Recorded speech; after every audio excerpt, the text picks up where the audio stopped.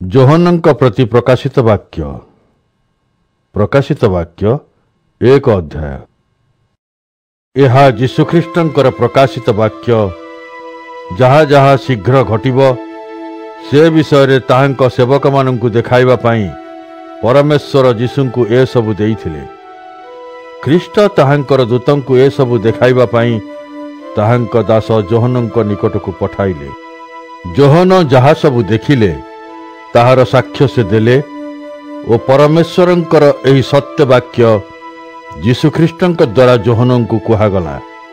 जेउ लोक माने परमेश्वरंक एही वाक्य पढ़ंती ओ जेउ लोक माने एही भाववाणी को सुनंती ओ एथिरे लेखाथिबा विषय गुडी को पालन करंती से माने धन्य, कारण समय निकटवर्ती। एशिया प्रदेशर 7टी मंडली को मु जोहन यह लेखुअछि, जेउ ईश्वर अतीतरे थिले, वर्तमान अछंती और भविष्यतरे आसुचंती एवं ताहांक सिंहासन सम्मुखरे थिबा सप्त आत्मांक ठारू और जीशुख्रीष्टंक ठारू अनुग्रह और शांति तुम मानंकु प्राप्त हेउ। जीशु हेउछंती विश्वस्त साक्षी, मृत्युरु बंची उठिथिबा लोकंक मध्यरे प्रथम और से एही जगतर राजा मानंकर राजा। सेही जीशु आम्भ मानंकु प्रेम करंती, सेही जीशु ताहांक रक्त देई आम्भ मानंकु पापरु मुक्त करिछंती। जीशु आम्भ मानंकु गोटिए राज्य स्वरूप करिछंती और से आम्भ मानंकु ताहांक पिता परमेश्वरंकर सेवारे याजक रूपे नियुक्त करिछंती। ताहांकर गौरव और पराक्रम जुगे जुगे हेउ। आमीन। देख, जीशु मेघमालारे आसुअछंती, प्रत्येक लोकर चक्षु ताहांकु देखिब, एपरिकी ताहांकु विद्ध करिथिबा लोक माने मध्य ताहांकु देखिबे। ए पृथ्वीर सबु जातिर लोक माने ताहांक आगमन रे उच्च स्वर रे रोदन करिबे। हाँ, यह घटिब। आमीन। प्रभु परमेश्वर कहंती, मु आरंभ और शेष, आल्फा और ओमेगा। मु वर्तमान अछि, अतीतरे थिली और भविष्यतरे मध्य रहिथिबी। मु सर्वशक्तिमान। जीशुंक दुख भोग, राज्य और धैर्य तुम्ह मानंकर सहभागी भाई मु जोहन परमेश्वरंक वाक्य प्रचार और जीशुंकर साक्षी हेबा हेतु निर्वासित होई पात्मद्वीपरे थिली, कारण मु परमेश्वरंकर वाक्य प्रचार कली। मु जीशुंक विषय साक्ष्य देली। प्रभुंक दिन रे पवित्र आत्मा मते संपूर्ण रूपे अधिकार करिनेले। मु हठात पछपटु गोटिए उच्च शब्द शुणिली। एही शब्द तुरीनाद परि थिला। सेही स्वर मते कहिला, तुम्भे जहाँ देखुच सबु गोटिए पुस्तक रे लेख और ताहाकु 7टी मंडली एफिस, स्मरना, पर्गम, थियोतिरा, सार्दी, फिलाडेल्फिया और लाउदिकिया को पठाओ। मु बुली पड़ी देखिबाकु चाहिली जे किए मते एही कथा कहउछंती। मु जेतेबेले बुली पड़िली सेतेबेले 7टी सुनार दीपरुखा देखिली। सेही 7टी सुनार दीपरुखा मझिरे मनुष्य पुत्रंक परि जणे ठिया होइछंती। से गोटिए लंबा पोशाक पिंधिथिले। से ताहांक छाती रे गोटिए सुनार पटुका पिंधिथिले। ताहांक मुंड ओ बाळ शुभ्र पशम ओ हिम परि शुभ्र थिला। ताहांक आखि अग्निशिखा परि देखा जाउथिला। ताहांक पाद जेपरि पित्तल निया भाटी रे देखा जाए सेही परि शुद्ध देखा जाउथिला। ताहांक स्वर बन्या जलर गर्जन भଳି थिला। से ताहांक डाहाण हातरे 7टी नक्षत्र धरिथिले। ताहांक मुख भितरु तीक्ष्ण 2 धारयुक्त खड्ग बाहरी आसिला। से मध्याह्न सूर्य भଳି तेजोमय देखा जाउथिले। मु ताहांकु देखि ताहांक पाद तळे गोटिए मृत मनीष परि पड़ीगली। मो उपरे आपणा डाहाण हाथ रखी से कहिले, भय कर नाही, मु प्रथम और शेष। मु जीवित, मु मरी जाइथिली, किंतु देख मु सबुबेल पई जीवित होई अछि। मो पाखरे मृत्यु और पाताळर चाबी रहिछि। तेणु तुम्भे देखिथिबा कथा लेख, वर्तमान जहा घटुची और भविष्यतरे जहा घटिब से सबु लेख। मोर डाहाण हातरे जो 7टी नक्षत्र देखिल ताहार ओ 7टी सुनार दीपरुखार निगूढ़ अर्थ एहिपरि अटे। 7 दीपरुखा हेउची 7टी मंडली, 7 नक्षत्र हेउचंती 7टी मंडलीर दूत। प्रकाशित वाक्य 2 अध्याय। एफिस नगरर मंडलीर दूतंकु एह लेख, जी डाहाण हातरे 7टी नक्षत्र धरिचंती और 7टी सुनार दीपरुखा मध्य चलती, से तुम्भकु एही कथा मान कहउचंती।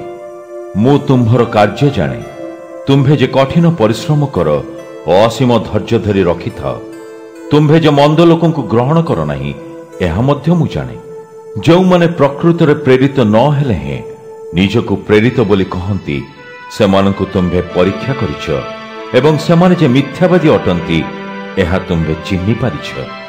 मु जाने तुम्भर बहुत धैर्य अछि, कारण तुम्भे मो नाम निमंते कष्ट सहिच और ए सब करिबारे तुम्भे क्लांत होई पड़ी ना। किंतु तुम्भ विरुद्ध रे मोर एही कथा अछि, तुम्भर आरंभ रे जो प्रेम थिला तुम्भे सेही प्रेम हराइछ। तेणु केउठारु तुम्भर पतनर आरंभ होई अछि ताहा मने पका। हृदय परिवर्तन करी अनुताप कर और पूर्वरु करुथुबा कार्यगुड़िक कर। तुम्भे जदि बदलिब नाही, तेबे मु आसी तुम्भर दीपरुखाकु तार स्थानरु अलगा करिदेबी। तुम्भे केतेक उत्तम कार्य करुछ। तुम्भे निकोलातीय मानकर कार्यकलापकु घृणा कर, मु मध्य समानक कार्यकु घृणा करे। जहार शुणिबा निमंते कान अछि, मंडली गुड़िक आत्मा कहथुवा कथा सबु से शुणिबा उचित। स्मरणा मंडलीर दूतंकु एहा लेख, जे प्रथम और शेष जे मृत होई पुणी थरे जीवित होइथिले, से तुम्भकु एही कथा कहउचंती। मु तुम्भर कष्ट जाने, मु जाने तुम्भे गरीब, किंतु प्रकृत रे तुम्भे धनी। तुम्भ विरुद्ध अपवाद मु शुणिछि। सेही मंद कथा कहिबा लोक माने जिहुदी अटंती, किंतु समाने प्रकृत जिहुदी नुहंती, सेमाने शयतानर दलर लोक। तुम्भ पाई जो सब दुख आसुची, सेथिपाई भय कर नाही। मु जाने तुम्भ मानक भितरु केते जनकु शयतान कारागार रे रखिबो। से तुम्भ मानकु परीक्षा करिबा पाई एपरि करिबो। तुम्भे माने 10 दिन पर्यंत दुख कष्ट सहिबो, किंतु विश्वस्त रुह, कारण तुम्भकु हुए तो मृत्यु वरण करने पड़ी पारे। तुम्भे जदि विश्वस्त रहिबो, तेबे मु तुम्भकु जीवन रूपक मुकुट देवी।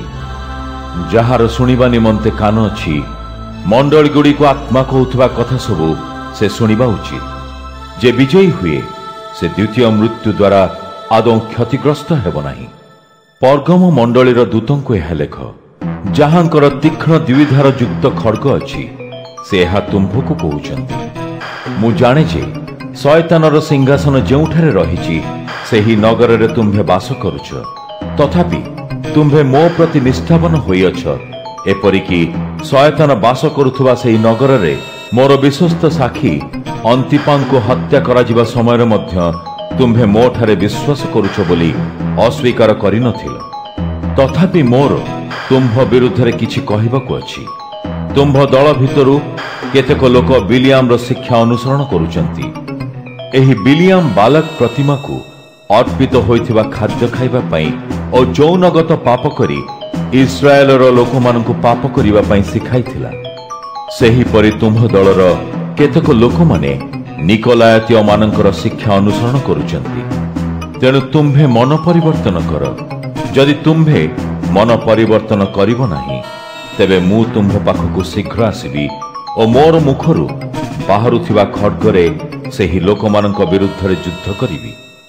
जहार शुणिबा निमंते कान अछि, मंडली गुड़ी को आत्मा कहउथुबा कथा सबु से शुणिबा उचित। जे विजयी हुए, ताहाकु मु गुप्त मान्ना देबी। मु ताहाकु गोटिए धड़ा पत्थर देबी, जहा उपरे गोटिए नूतन नाम लेखा थिबो। जो व्यक्ति एही पत्थर पाइबो, ताहा छड़ा कोनोसी लोक एही नूतन नाम विषय जानती नाही। थियोतीरा मंडलीर दूतंकु एहा लेख, परमेश्वरंकर पुत्र, जहांकर आखि अग्निशिखा परि प्रज्वलित और पाद दुईटी पितल परि उज्जवल, से तुम्भकु एही कथा कहंती। मु तुम्भ कार्य विषय जाने। मु तुम्भर प्रेम, विश्वास सेवा और धैर्य विषय मध्य जाने। मु जाने तुम्भे आरंभरे करिथिबा कार्य अपेक्षा अधिक कार्य करुछ, किंतु मोर तुम्भ विरुद्ध रे एही कथा अछि। तुम्भे सेही जिजेबल नाम धारिणी महिला को तार इच्छा अनुसार कार्य करने देउछ। से निजको भविष्यत वक्त्री बोली कहे। से तार शिक्षा द्वारा मोर लोक मानकु भुलाउछि। से मोर दास मानकु व्यभिचार पाप करने और प्रतिमा को दिया जाउथवा खाद्य खाइबाकु शिक्षा देउछि। मु ताहाकु हृदय परिवर्तन करने और पाप पथरु दूरे जीवा पई समय देले हैं से निजको परिवर्तन करने इच्छा करू नाही। तेणु मु ताकु जंत्रणापूर्ण शଯ୍ୟାରେ पकाइदेवी। ता सहित जो माने व्यभिचार पाप कर्म करिवे सेमाने मध्य कष्ट भोगिबे। सेमाने जदि तार मंद कार्यरु निजको फेराई न आनिबे तेबे मु सेमानकु दंड देबी।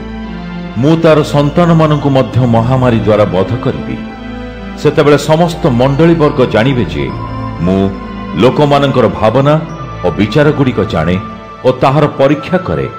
मु तुम्भ प्रत्येकंकु तुम्भर कर्म अनुसार फल देवी। किंतु थियोतीरार जो अवशिष्ट लोके तार शिक्षा अनुसरण करिनाहांती और सेमानंकर कहिबा शैतानर निगूढ़ तत्व ग्रहण करिनाहांती, मु सेमानंकु एहा कहूची, मु तुम्भमानंक उपरे कोनोसी अन्य भार लदिबी नाही।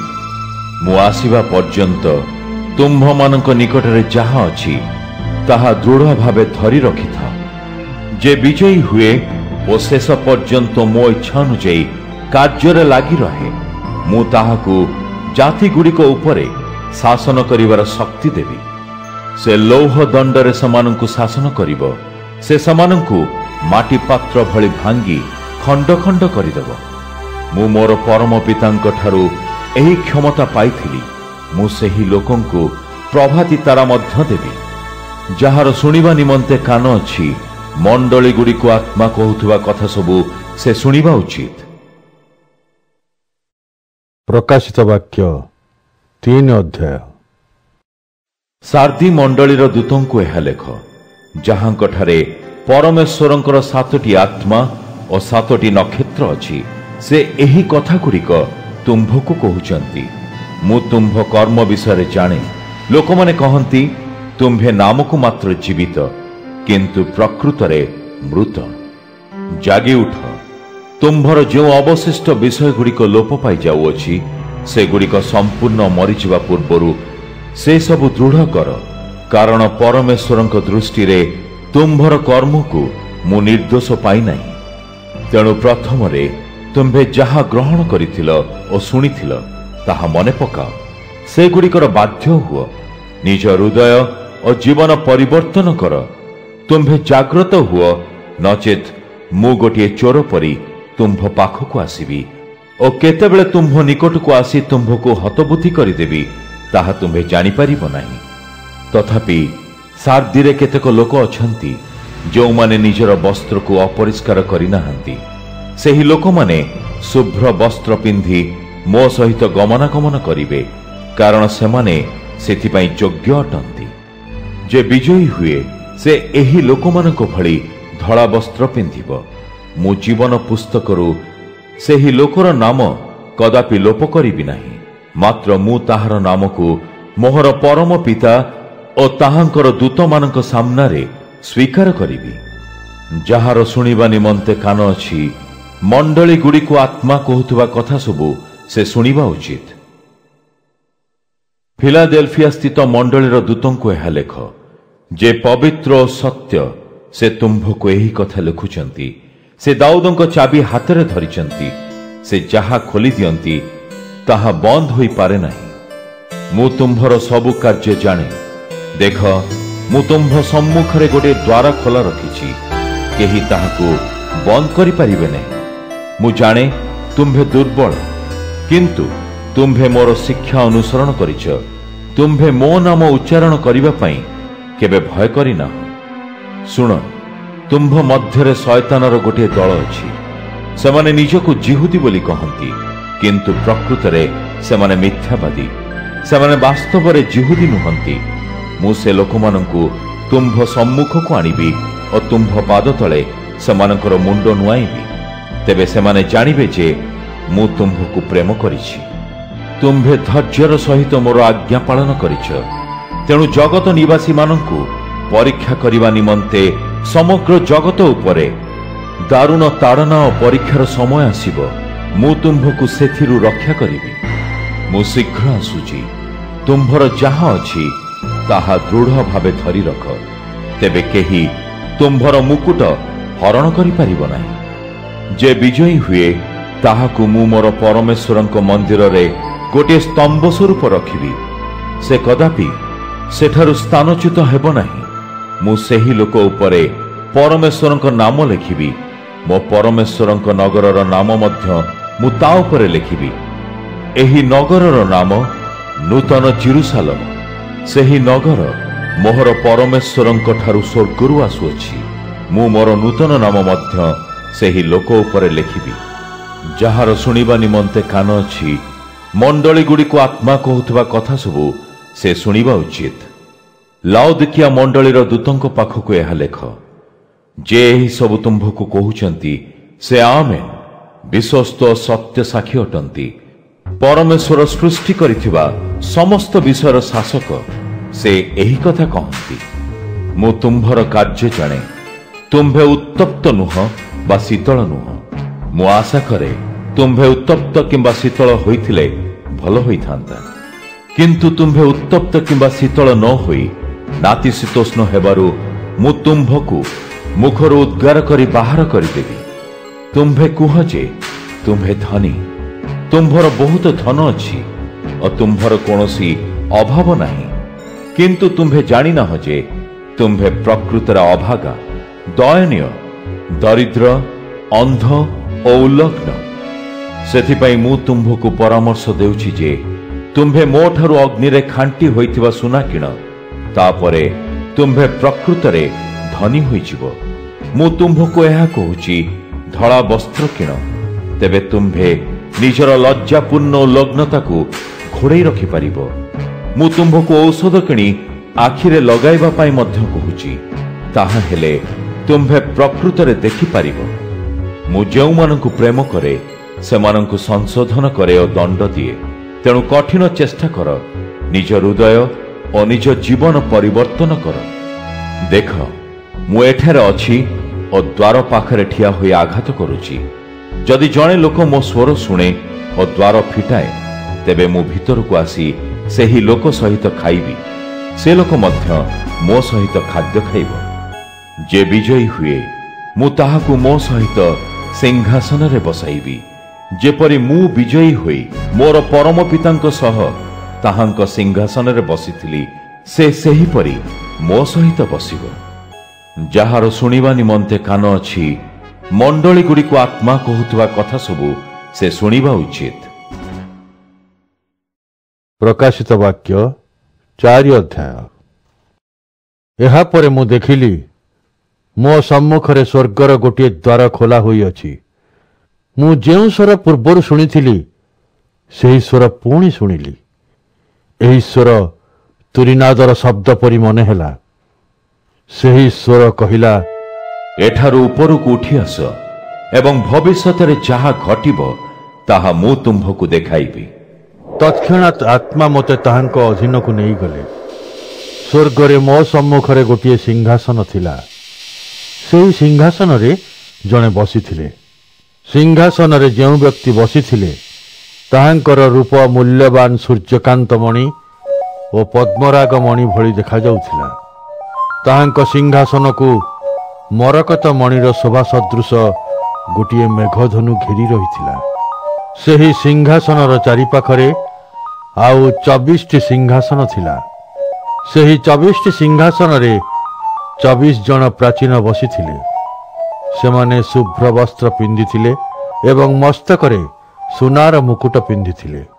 सिंहासनरु बिजुलीर आलोक और घड़घड़ीर शब्द शुभुथिला।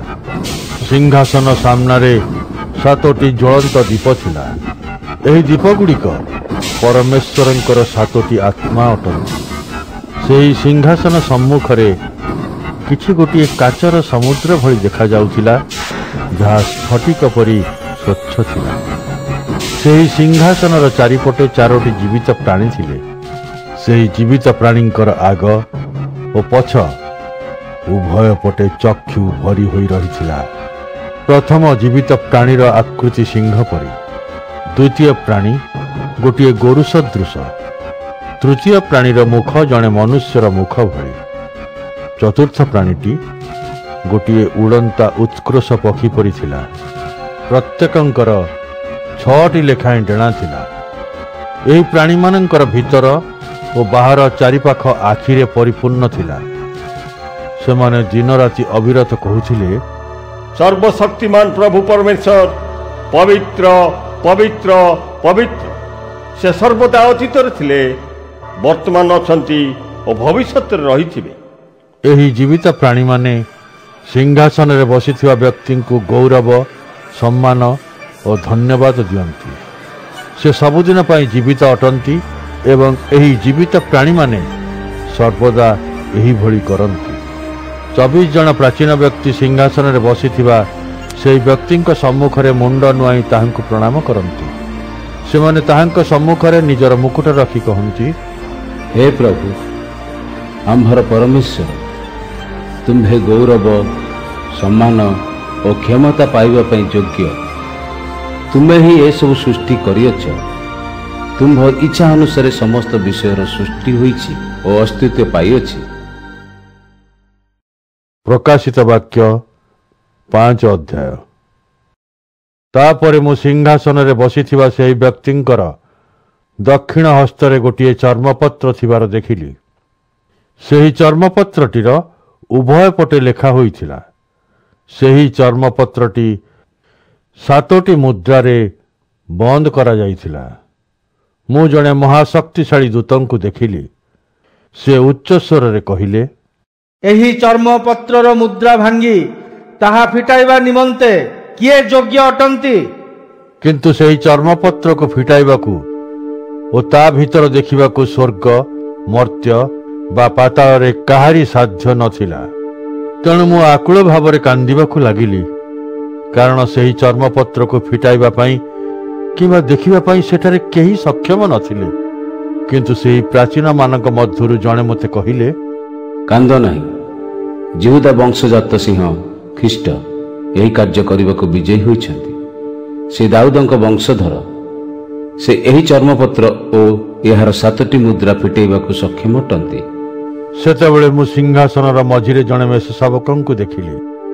ତାହାଙ୍କ ଚାରିପାଖେ 4ଟି ଜୀବିତ ପ୍ରାଣୀ ଓ ପ୍ରାଚୀନମାନେ ଘେରି ରହିଥିଲେ। ବଳି ଦିଆଯାଇଥିବା ପରି ସେ ଦେଖାଯାଉଥିଲେ। ତାହାଙ୍କର 7ଟି ଶିଙ୍ଗ ଓ 7ଟି ଚକ୍ଷୁ ଥିଲା। ଏହି 7ଟି ଚକ୍ଷୁ ପରମେଶ୍ୱରଙ୍କର 7ଟି ଆତ୍ମା, ଯାହାଙ୍କୁ ପୃଥିବୀର ଚାରିଆଡ଼େ ପ୍ରେରିତ କରାଯାଇଥିଲା। ସେହି ମେଷଶାବକ ସିଂହାସନରେ ବସିଥିବା ବ୍ୟକ୍ତିଙ୍କ ପାଖକୁ ଯାଇ ତାହାଙ୍କ ଦକ୍ଷିଣ ହସ୍ତରୁ ଚର୍ମପତ୍ର ନେଲେ। ସେ ଚର୍ମପତ୍ରକୁ ଗ୍ରହଣ କରିବା ପରେ 4 ଜୀବିତ ପ୍ରାଣୀ ଓ 24 ଜଣ ପ୍ରାଚୀନ ତାହାଙ୍କ ସମ୍ମୁଖରେ ନଇଁ ପଡ଼ି ପ୍ରଣାମ କଲେ। ସେମାନେ ପ୍ରତ୍ୟେକ ଗୋଟିଏ ଗୋଟିଏ ବୀଣା ଧରିଥିଲେ। ସେମାନେ ସୁଗନ୍ଧିତ ଧୂପର ସୁନାର ପାତ୍ର ମଧ୍ୟ ଧରିଥିଲେ। ସେହି ସୁଗନ୍ଧିତ ଧୂପପାତ୍ର ଗୁଡ଼ିକ ହେଉଛି ପରମେଶ୍ୱରଙ୍କ ପବିତ୍ର ଲୋକମାନଙ୍କର ପ୍ରାର୍ଥନା। ସେମାନେ ମେଷଶାବକଙ୍କ ପାଇଁ ଗୋଟିଏ ନୂତନ ଗୀତ ଗାନ କଲେ। ତୁମ୍ଭେ ଚର୍ମପତ୍ର ଗ୍ରହଣ କରିବାକୁ ଏବଂ ମୁଦ୍ରା ଖୋଲିବାକୁ ଯୋଗ୍ୟ ଅଟ, କାରଣ ତୁମେ ହତ ହୋଇଥିଲ ଏବଂ ତୁମର ରକ୍ତରେ ପ୍ରତ୍ୟେକ ଗୋଷ୍ଠୀ, ଭାଷା, ବଂଶ ଓ ଜାତି ମଧ୍ୟରୁ ପରମେଶ୍ୱରଙ୍କ ପାଇଁ ଲୋକମାନଙ୍କୁ କିଣିଥିଲ। ତୁମେ ଏହି ଲୋକମାନଙ୍କୁ ଗୋଟିଏ ସାମ୍ରାଜ୍ୟ ସ୍ୱରୂପ ଓ ଆମ୍ଭମାନଙ୍କର ପରମେଶ୍ୱରଙ୍କ ପାଇଁ ଯାଜକଗଣ କରିଅଛ। ସେମାନେ ଏ ପୃଥିବୀ ଉପରେ ରାଜତ୍ୱ କରିବେ। ତାପରେ ମୁଁ ଦେଖିଲି ଓ ଅନେକ ସ୍ୱର୍ଗଦୂତଙ୍କର ସ୍ୱର ଶୁଣିଲି। ସ୍ୱର୍ଗଦୂତମାନେ ସିଂହାସନ, ଜୀବିତ ପ୍ରାଣୀ ଓ ପ୍ରାଚୀନମାନଙ୍କ ଚାରିପାଖରେ ଥିଲେ। ମୁଁ ହଜାର ହଜାର ସ୍ୱର୍ଗଦୂତଙ୍କୁ ଦେଖିଲି। ସେଠାରେ 10,000ର 10,000 ଗୁଣ ସ୍ୱର୍ଗଦୂତ ଥିଲେ। ସେମାନେ ଉଚ୍ଚ ସ୍ୱରରେ ଏହା କହୁଥିଲେ, ମେଷଶାବକ ଯେ ବଳୀକୃତ ଥିଲେ, ସେ କ୍ଷମତା, ଧନ, ପ୍ରଜ୍ଞା, ଶକ୍ତି, ସମ୍ମାନ, ମହିମା ଓ ପ୍ରଶଂସା ପାଇବାକୁ ଯୋଗ୍ୟ। ତାପରେ ମୁଁ ସ୍ୱର୍ଗ, ମର୍ତ୍ତ୍ୟ, ପାତାଳ ଓ ସମୁଦ୍ରର ସମସ୍ତ ପ୍ରାଣୀଙ୍କୁ ଏହା କହିବାର ଶୁଣିଲି, जे सिंहासन रे बसिचंती ताहांकर ओ मेष शावकंकर प्रशंसा गौरव सम्मान ओ क्षमता जुगे जुगे हो। चारिजण जीवित प्राणी कहिले आमेन। एवं 24 जन प्राचीन व्यक्ति नई पड़ी ताहांको प्रणाम कले ओ उपासना कले। प्रकाशित वाक्य 6 अध्याय। तापरे मु मेष शावकंकु पुस्तकर 7 मुद्रांक मध्यरु प्रथम मुद्रा को भांगिबार देखिली। सेही 4 जन जीवित प्राणी मध्यरु जणे वज्र परि उच्च स्वर रे कहिले आसो। सेथिरे मु मोर सम्मुखरे गोटिए धड़ा घोड़ा देखिली। सेही घोड़ार आरोही जनक गोटिए धनु धरिथिले। ताहांकु गोटिए मुकुट दियागला। से विजयी होई आहुरी जय करिबाकु बाहारी गले। तापरे मेष शावक द्वितीय मुद्रा भांगिले। मु द्वितीय जीवित प्राणी को एहा कहिबार सुनिली आस। तापरे आउ गोटिए लाल घोड़ा आसिला। सेही घोड़ार आरोही को गोटिए बड़ खंडा दियागला। ताहांकु जगतरु शांति लोप करिबाकु क्षमता दियागला। लोकमाने जेपरि परस्पर को मारिदेबे सेथिपाई से अनुमति और शक्ति पाइले। तापरे मेष शावक तृतीय मुद्रा भांगिले। सेतेबेले तृतीय जीवित प्राणी को एहा कहिबार मु सुनिली सेतेबेले मो सम्मुखरे गोटिए कला रंगर घोड़ा थिला। ताहार आरोही हाथ में गोटे तराजू थिला। तापरे 4 जीवित प्राणी मध्यरु केही जणे कहिला परि मते गोटे स्वर सुभिला। से स्वर कहूथिला गोटे दिनकर मजूरी 1 किलो गहम, गोटे दिनकर मजूरी 3 किलो जब हेबो, किंतु तेल ओ अंगूर रसर क्षति कर नाही। मेष शावक चतुर्थ मुद्रा भांगिले। मु चतुर्थ जीवित प्राणीकर कहिबार सुनिली आउ मु धूसर रंगर गोटे घोड़ा देखिली। ताहार आरोहींकर नाम थिला मृत्यु। पाताल ताहांकर अनुगमन करुथिला। पृथ्वीर 1/4 उपरे सेमानंकु क्षमता दिया जाइथिला। सेमानंकु खड्ग, अनाहार, रोग और पृथ्वीर वन्य पशुंक द्वारा लोकमानंकु मारी देवाकु शक्ति दियागला। मेष शावक पंचम मुद्रा फिटाइले। सेतेबेले मु बेदी तले केतक आत्मा को देखिली। परमेश्वरंकर वाक्य प्रति विश्वस्त थिबारु ओ सेमाने देउथिबा साक्ष्य हेतु जो मानंकु मारी दिया जाउथिला सेगुड़िक हेउछि सेही लोकमानंकर आत्मा। सेही आत्मा माने उच्च स्वर रे चित्कार कले हे पवित्र और सत्य प्रभु, आम्भ मानकु हत्या करिथिबारु तुम्भे ए पृथ्वीर लोकमानंकर विचार कर। सेमानंकु दंड देबाकु आउ केते काल आम्भ को अपेक्षा करिबाकु पड़िबो। तापरे प्रत्येक आत्मा को गोटिए गोटिए धड़ा राजपोशाक दिया गला। सेमानंकु आउ अल्प समय अपेक्षा करिबाकु कुहागला। ख्रीष्टंक ठारे थिबा सेमानंकर अन्य सबु भाई मानंकु सेमानंक परि हत्या करा जिबा पर्यंत ओ सेमानंक संपूर्ण हेबा पर्यंत एही आत्मा मानंकु अपेक्षा करिबाकु कुहागला। अतएव एही हत्यार सबु किछि सरिबा पर्यंत सेमानंकु अपेक्षा करिबाकु कुहागला। तापरे मु मेष शावकंकु षष्ठ मुद्रा भांगिबार देखिली। सेतेबेले भीषण भूमिकंप हेला। सूर्य लोमरे तैयारी होइथिबा कला कंबल परि कलापन्न होइगला। पूर्णचंद्र संपूर्ण भावरे रक्त परि लाल वर्ण होइगला। प्रबल झड़े दोहली डिम्बिरी गछरु अपक्क डिमिरी फल झड़ी पड़िला परी आकाशर तारागण पृथ्वी रे झड़ी पड़िले। आकाश भाग भाग होइगला और चर्मपत्र भली गुड़ेई होइगला। पर्वत और द्वीप समूह निज निज स्थानरु स्थानच्युत होइगले। तापरे समस्त लोक माने गुंफा और पर्वतर पछपटे लुचिले। सेमानक भितरे पृथ्वीर राजा माने, शासक माने, सेनापति माने, धनी लोक माने और शक्तिशाली लोक माने थिले। प्रत्येक व्यक्ति, दास और मुक्त लोक माने निजको लुचाई रखिले। लोक माने पर्वत और शिलागुड़ी को कहिले आंभ उपरे खसी पड़। सिंहासन रे जी बसिछंती ताहांक सम्मुखरु ओ मेष शावकंक क्रोधरु आंभ मानकु लुचाओ। सेमानंकर क्रोधर महादिन आसीगलानी। एहा विरुद्धरे केही ठिया होई परिबे नाही। प्रकाशित वाक्य 7 अध्याय। एही सबु घटिबा परे मु पृथ्वीर चारिकोणरे 4 जण स्वर्गदूतंकु ठिया हेबार देखिली। सेही दूत माने पृथ्वीर चारि वायु को अटकाई धरिथिले, जेपरि पृथ्वी किंबा समुद्र उपरे किंबा कोनोसी गछरे पवन न बहे। तापरे मु अन्य जणे स्वर्गदूतंकु पूर्व दिगरु आसिबार देखिली। एही दूतंक पाखरे जीवित परमेश्वरंकर मुद्रा थिला।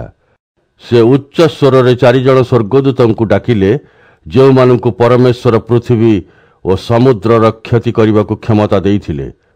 से 4 दूतंकु कहिले, आम्भे माने आम्भर परमेश्वरंकर लोकमानंकर कपाଳରେ मुद्रांकित न करिबा पर्यंत तुम्भे माने पृथ्वी कि समुद्र कोनोसी वृक्षर किछि क्षति कर नाही। एही परि मुद्रांकित हेबा लोकमानंकर संख्या मु सुनिली। से माने 1,44,000 जन थिले।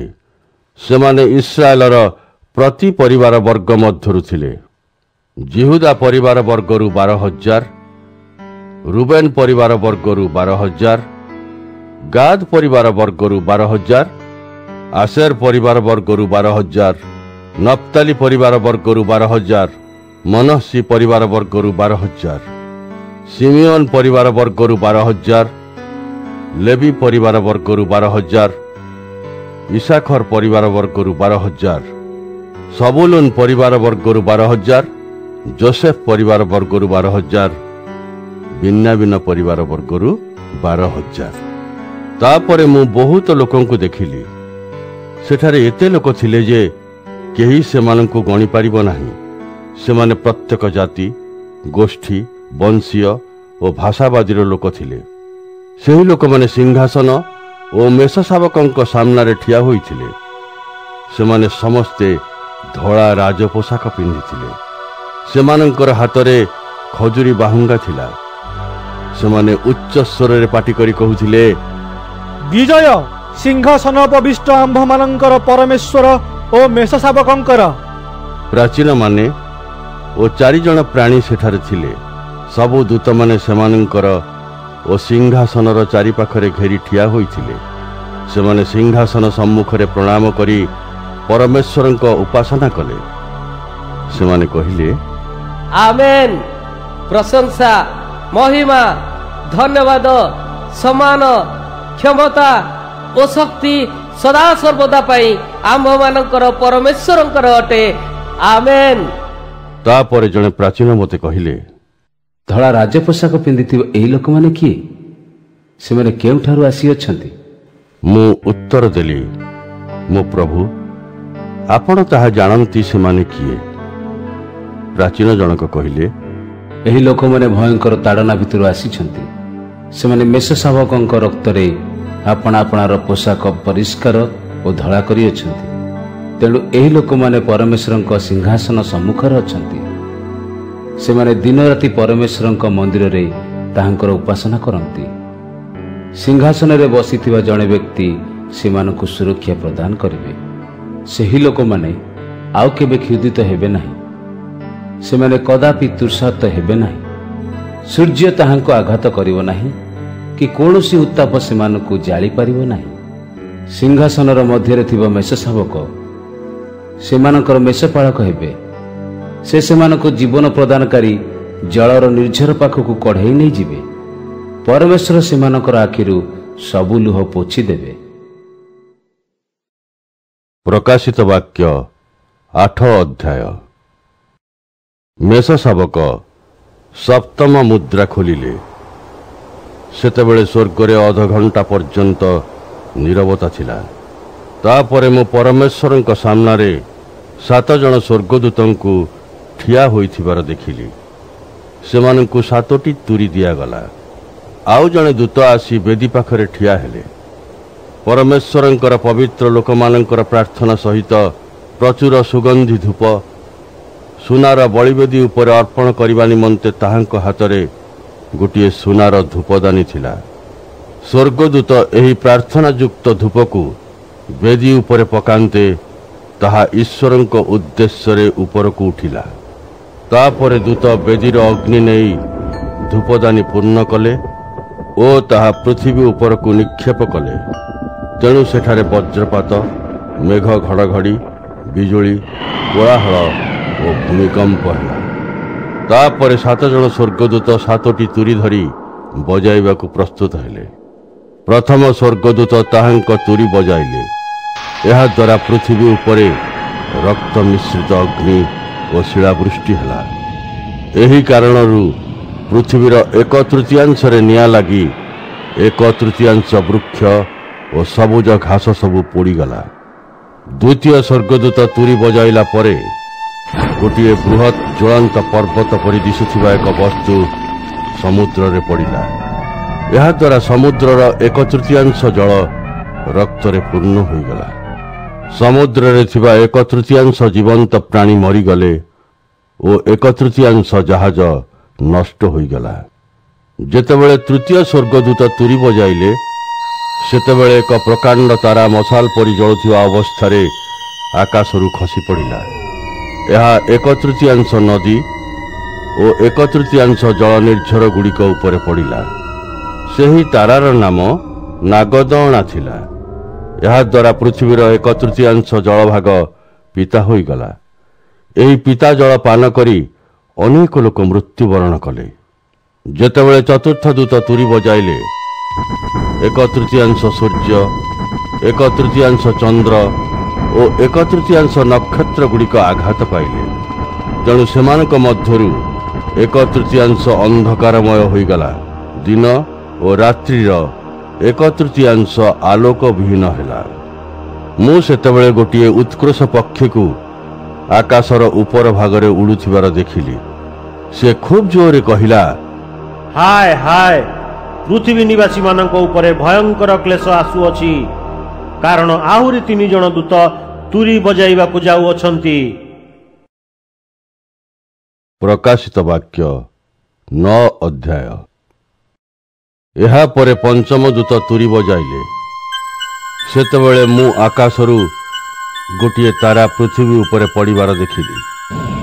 ସେହି ତାରାକୁ ପାତାଳ ଅତଳ ଗହ୍ୱରର ପ୍ରବେଶ ଦ୍ୱାରର ଚାବି ଦିଆଗଲା।